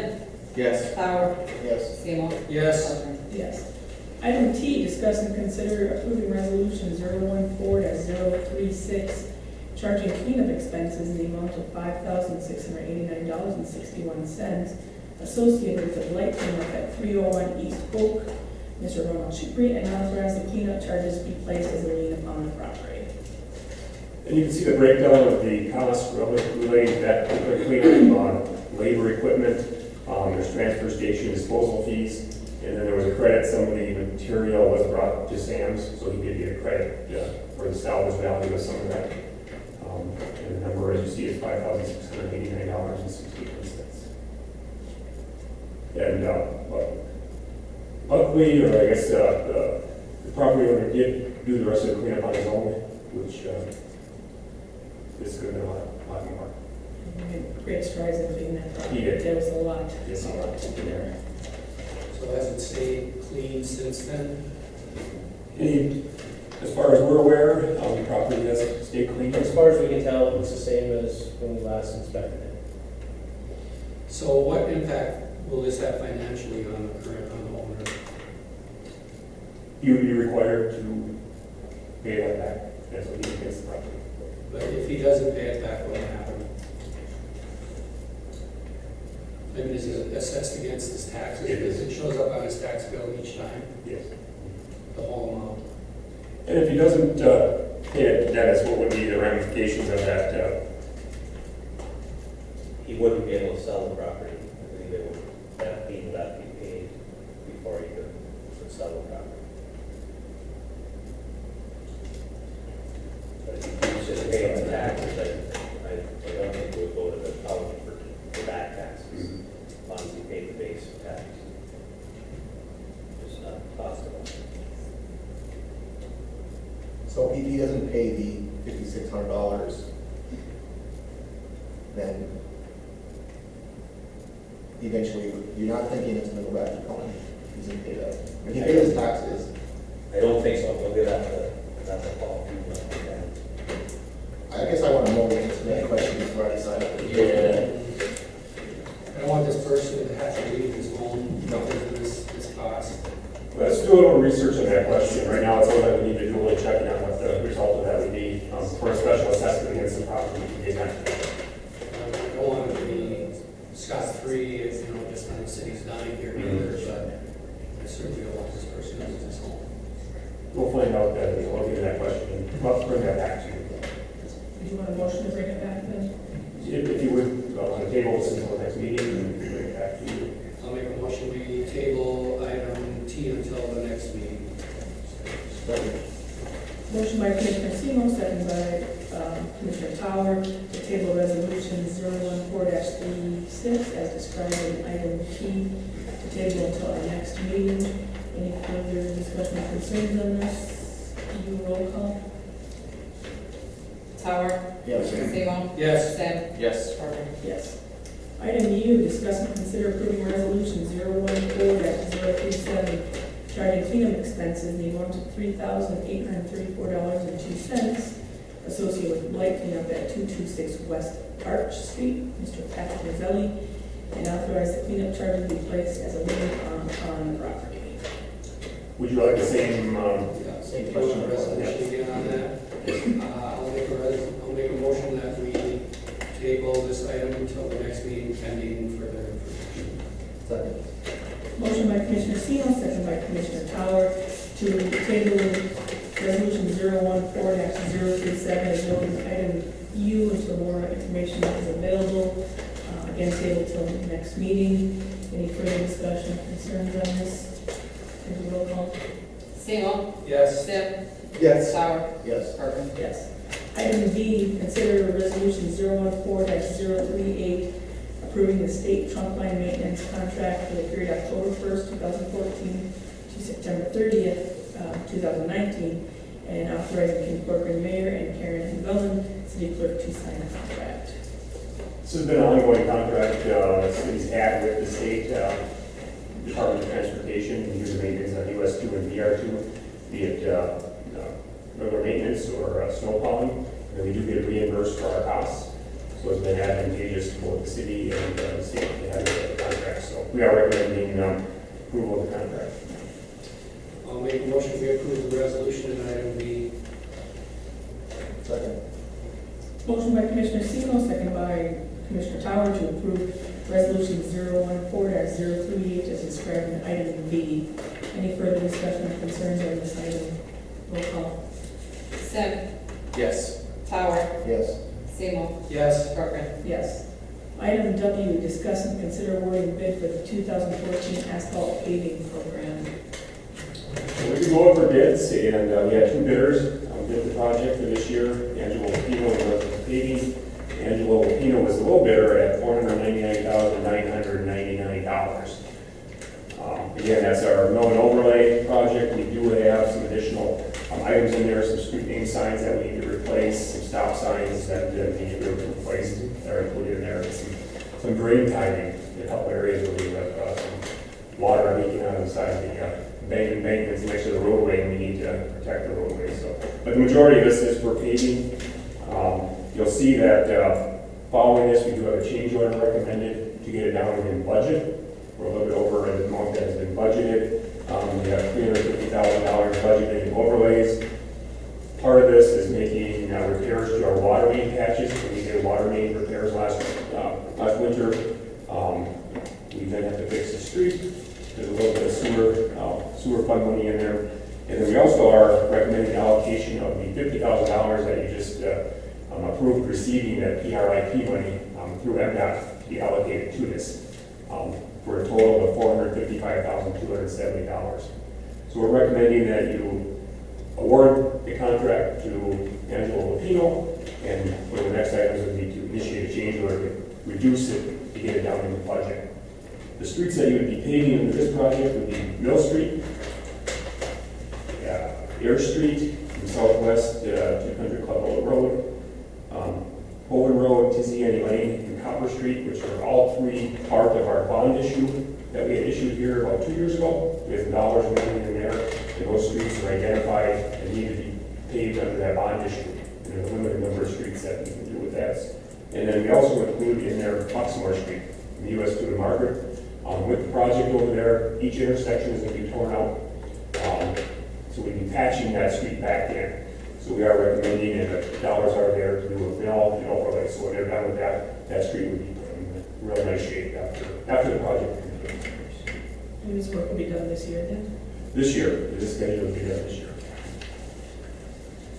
So we need, do we need to allocate that $50,000? That's another item that was included in any of these agenda items, or is it, how does that $50,000 get moved over here? It'll be done through a budget transfer. We would ask that you recognize that is part of the proposed funding. And it is identified here in the item, so that through your approval of this, if you would do award it, that $50,000 would be allocated. And then through the budget amendment process, Paul would go through that process to get that allocated to this project. Okay, well, I'm going to keep it clear, I'm going to make two different motions, one for the awarding the bid, the other for moving the money. Yes, if you do, okay. I'll make a motion, we award the bid to Angelo Lupino as described in item W. Motion by Commissioner Steele, second by Commissioner Tower to award the bid to Angelo Lupino as described in item W. Any further discussions or concerns on this item? Roll call. Tower. Yes. Sim. Yes. Simo. Yes. We'll make a motion to allocate the $50,000 we received from the PRIP program, to allocate that money to this street paving program. Second. Motion by Commissioner Steele, second by Commissioner Tower to allocate $50,000 in the PRIP program and to allocate it towards the 2014 asphalt paving program. Any further discussion or concerns on this item? Roll call. Simo. Yes. Sim. Yes. Tower. Yes. Corcoran. Yes. Item X, discuss and consider deduct change order number 1 for 2014 asphalt paving program. And again, just to get it back on the budget, we'd be reducing the contract by $44,729 to get it in the budget. And you can still do those same projects that we We eliminated Beach Street out of the project. Correct. Sad to see that.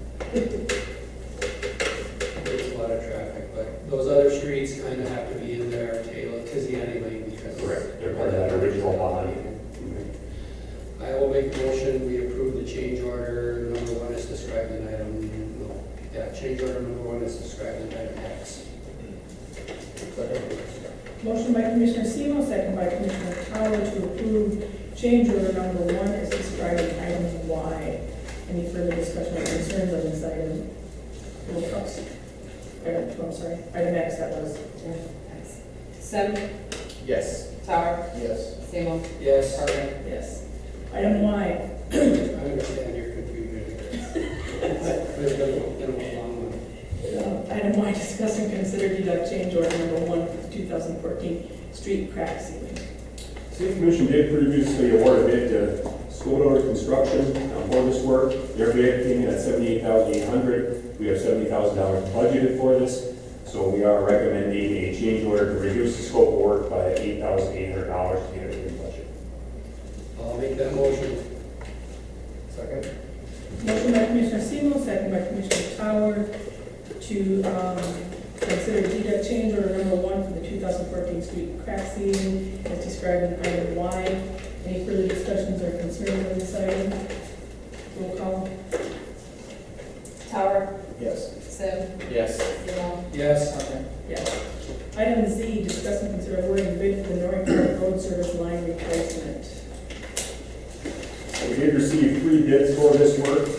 It is replacing about 675 feet of service line. And we had 3 bids. The low bidder was Barner Excavating at $6,950. We are recommending award to him. And again, with that, Barner has successfully cleaned up his property. And with that, the charges that went with that go away. That's part of the incentive for him to clean up. So it's nice to be able to report that. It also is nice for a local contractor to bid work and you can get some work in town. So he was very competitive with his price, as you can see. So that does not include that, right, in his bid? That does not include any of that. All right, thank you. Make a big motion, we award the bid to Honor Excavating as described in item Z. Motion by Commissioner Semo, second by Commissioner Tower to award the bid for the North Park Service line replacement to Barner Excavating as described in item Z. Any further discussions or concerns on this item? Roll call. Seymour, Yes. Sim, Yes. Tower, Yes. Yes. AA, consider approving. Season balancing change order, catch up on some things we're short on and some issues. 2 of the major components of this change order is to add about a half a block of water main to serve a motel there along the highway. They had a water service that we didn't have planned hooked up. This is all at contract unit prices. It's all work that we had bid already, so it's not like, it's just adding some quantities, if you will. But the other one was the extension of a sewer main on Beth Street from Florence southerly in order to provide a way for the laundromat there, that facility next year to tie into and save some pipe on the highway for next year. So it's kind of a win-win, if you will. And so we had a little bit of, we're supposed to have a little bit of resource contract to that. And then a couple of items, and there were some noteworthy problems over there. You probably saw it by Burger King. About 3 or 4 weeks ago, we were over there on Monday, and if you recall, you had that noteworthy problem there, what call it late winter, and you had a water valve leaking there right along the highway, and the leak got stopped, but the valve was inoperable. Okay, and so in order to do these tie-ins with the paving project that Scott's talking about, we need to dig into on Luxmore, we need to dig into the Florence, Celia, and Leonard intersections to tie in the water main for this project there between Luxmore and Lake Road. And in order to do that, we were moving forward with something called a water main insertion valve, where you dig up the pipe, you expose it, and then you basically cut a valve in the top of the pipe so that you can control it. Keep in mind, this is a 12-inch water main at a little over 100 psi. It's a very noteworthy thing to deal with. And so, lo and behold, Rooksville the day before their insertion valve, people are coming in, digs it up, and all of a sudden, according to the operator, he heard like a ping, and then he heard a series of pings over the next few minutes. And there's something called a T-bolt that holds your fittings together. This is installed in 1989 or 90. You think I paid a box? Yeah. So these were installed in 1989 or 90. We did an economic development grant associated with putting some water and sewer infrastructure out to the development that we now refer to as the Kmart Super One Plaza, or Carlson's at the time, right? For some of us old users like me. And so believe it or not, in the water world, we expect these appurtenances to last something in the order of, well, quite frankly, 100 years. And lo and behold, this one here is 24, 25 years old. And so, you know, we kind of just all of a sudden sprung into action, and Rutzela assisted the city staff in changing the bolts on that. And then lo and behold, the next day we go to put the water main insertion valve in, and that whole thing went to pot on us too. And so we ended up just cutting in a regular valve. And it's your city water department, I can't say enough about them that day. They were very, very deep in the water with lots of pressure coming at them, and they did what they had to do and get the job done. So some of that, the 78,000, well, 10, 11,000 associated with this whole issue over there. But now you have control of your water system again, for your work this year and as well as the work on the highway next year. So I guess I've kind of taken a long night, maybe longer for that, I apologize, but that's where the 78,000 comes from. And I would anticipate, if you will, an end of the season change order too, you know, for the little stuff that comes up like this, we probably have another one then around Christmas time, and if you will, square up for the end of this year before we move on to next year. Can I answer any questions? Well, this may be more for Scott than you, but where's this $73,000 coming from?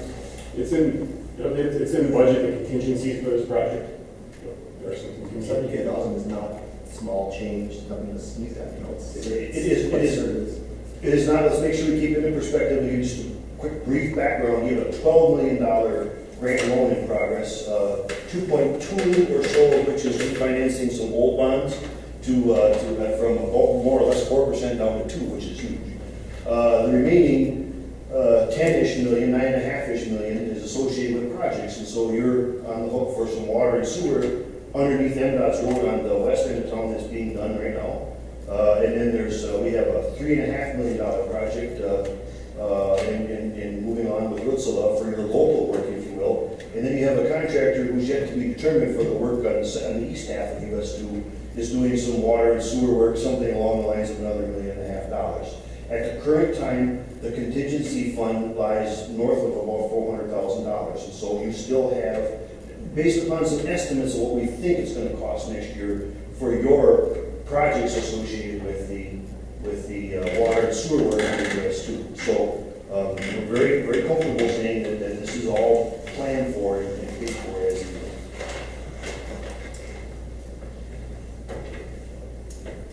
I'll make a motion, we approve the change order described in item AA.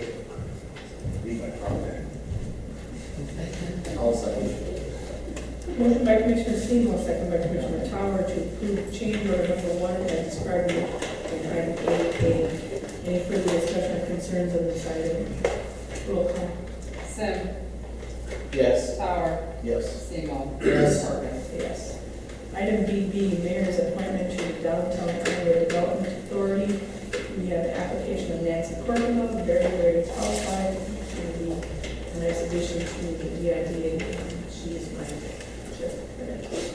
I think Nancy's great, and she applied, and I will make a motion to approve the mayor's appointment. Second. Motion by Commissioner Seymour, second by Commissioner Tower to approve the mayor's appointment to Nancy Corcoran to the DID. Any further discussion or concerns on this item? All those in favor, aye. Aye. Opposed, motion carries. Item CC, manager's report. Just a few items, quick items to update you on. Each fall, we have our city cleanup day. We have one in the spring, one in the fall. We're going to break things down and get rid of them. And we have that set for Saturday, September 13th, from 8 to 11 a.m. So just to make people aware of that, we'll get in the newspapers and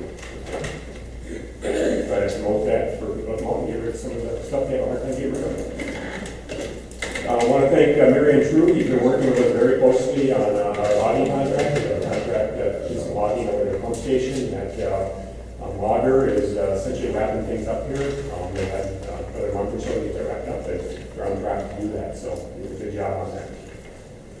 The US2 project is moving forward. You see they swapped traffic over in the last day or so, and now they're working on the north side, basically putting water in. They're starting from the west going east, and moving along with water main. Any other updates on that? Just plugging away, and they need a lot of good weather and a lot of work to get done, but that's the plan to get that done, and then they would pave the whole road at the end once everything's done. Rick Solar, just talked about that project. They're well on track with their project, moving from the west side of the project going east, and they've done a lot of water main work, sewer work to date, getting some of the streets put back into place, graveling the streets, getting them passable again, with the idea that they'll be coming in and doing some asphalt paving here within a few weeks probably, at least with the first lift of asphalt over those streets that are ready to be paved. Our regional trail project, that had been submitted a while back to the DNR for review. The specs have been approved. We just received notice that the lease agreement is executed, and now we're waiting for final approval from the DNR. They have to do the final review and final authorization for us to go out to bid. So we are still hopeful to get that out for bid this year. Realistically, it'll probably be a project that'll span, they can get started this year if we get to go ahead, and we'll expand next spring for probably paving. But that is moving forward and looking for the final approval on that. Our crack seal project, we talked about here tonight, contractor is projecting to come in September. We'll give you a better update on the date and schedule. In the next 3 weeks, we'll see them come. And then we're awarding the local street paving project and Lupino Construction and Lupino. Their crews are ready to move forward, so I think we'll see them moving forward very diligently to get their work done this fall. Item DD, other matters, limit. I've just got a couple notes that, stemming from tonight's meeting. Maybe if we could increase the presence on North Street to maybe take a look at the ATVs and their speeds. And then a city map available on hand with, if you have citizens or questions, I don't know if we can just have a clip that you can refer to online to go to or something. And just to do whatever we can as far as keeping the access to businesses open as we move forward, and to see them kind of, impede upon idle work. And so whatever we can do to make sure that we work with that. That's pretty much all I have for. I had a call from Mr. John Parker. He said that he owns State Farm there. He said that he hasn't had US 2 access to his business now since Thursday. That seems pretty exciting. I'm looking at, I'm just. May I interject? I'm not sure who to. And I would certainly love to pass on your comment to the Department of Transportation staff, as with Scott. You understand that the contract lies between Snow Country and the state of Michigan. I know. And we're kind of a third party to it on the water. But absolutely, please don't hesitate to call myself or any of the city staff. We attend their progress meetings every Wednesday at 10 a.m. We'd be more than happy to pass that on. I have the head inspector, his cell phone number. I'll give him a ring right after this. He's always working this late. I usually run through there. Yeah, just ask him when that would be. That'd be awesome. I think for all of the businesses, I've had a couple others kind of contact me as well. So whatever we can do on our end to make to date, the Dean with MDOT has been nothing short of excellent to work with. And with Dean's permission, I wouldn't hesitate. With his permission, he would probably more than be happy to give John a cell phone. That'd be awesome. I'm sure you'd appreciate that. Thank you. And again, if people's calls, pass them on to us, we'll pass them on to the. All right. Mine's real simple. I will not be able to make the September 8th meeting, and I'm requesting your approval of my absence. I'll make that motion. Second. I guess I don't have much choice. What are you looking at me for? Motion by Commissioner Powers, second by Commissioner Sim to excuse Commissioner Seymour from the September 8th meeting. Any further discussion concerns on this item? All in favor, aye. Aye. Opposed? Motion carries. Thank you very much. Any other matters? Item E. Adjournment. Make that motion. Motion by Commissioner Seymour, second by Commissioner Powers, to adjourn tonight's meeting. Yeah.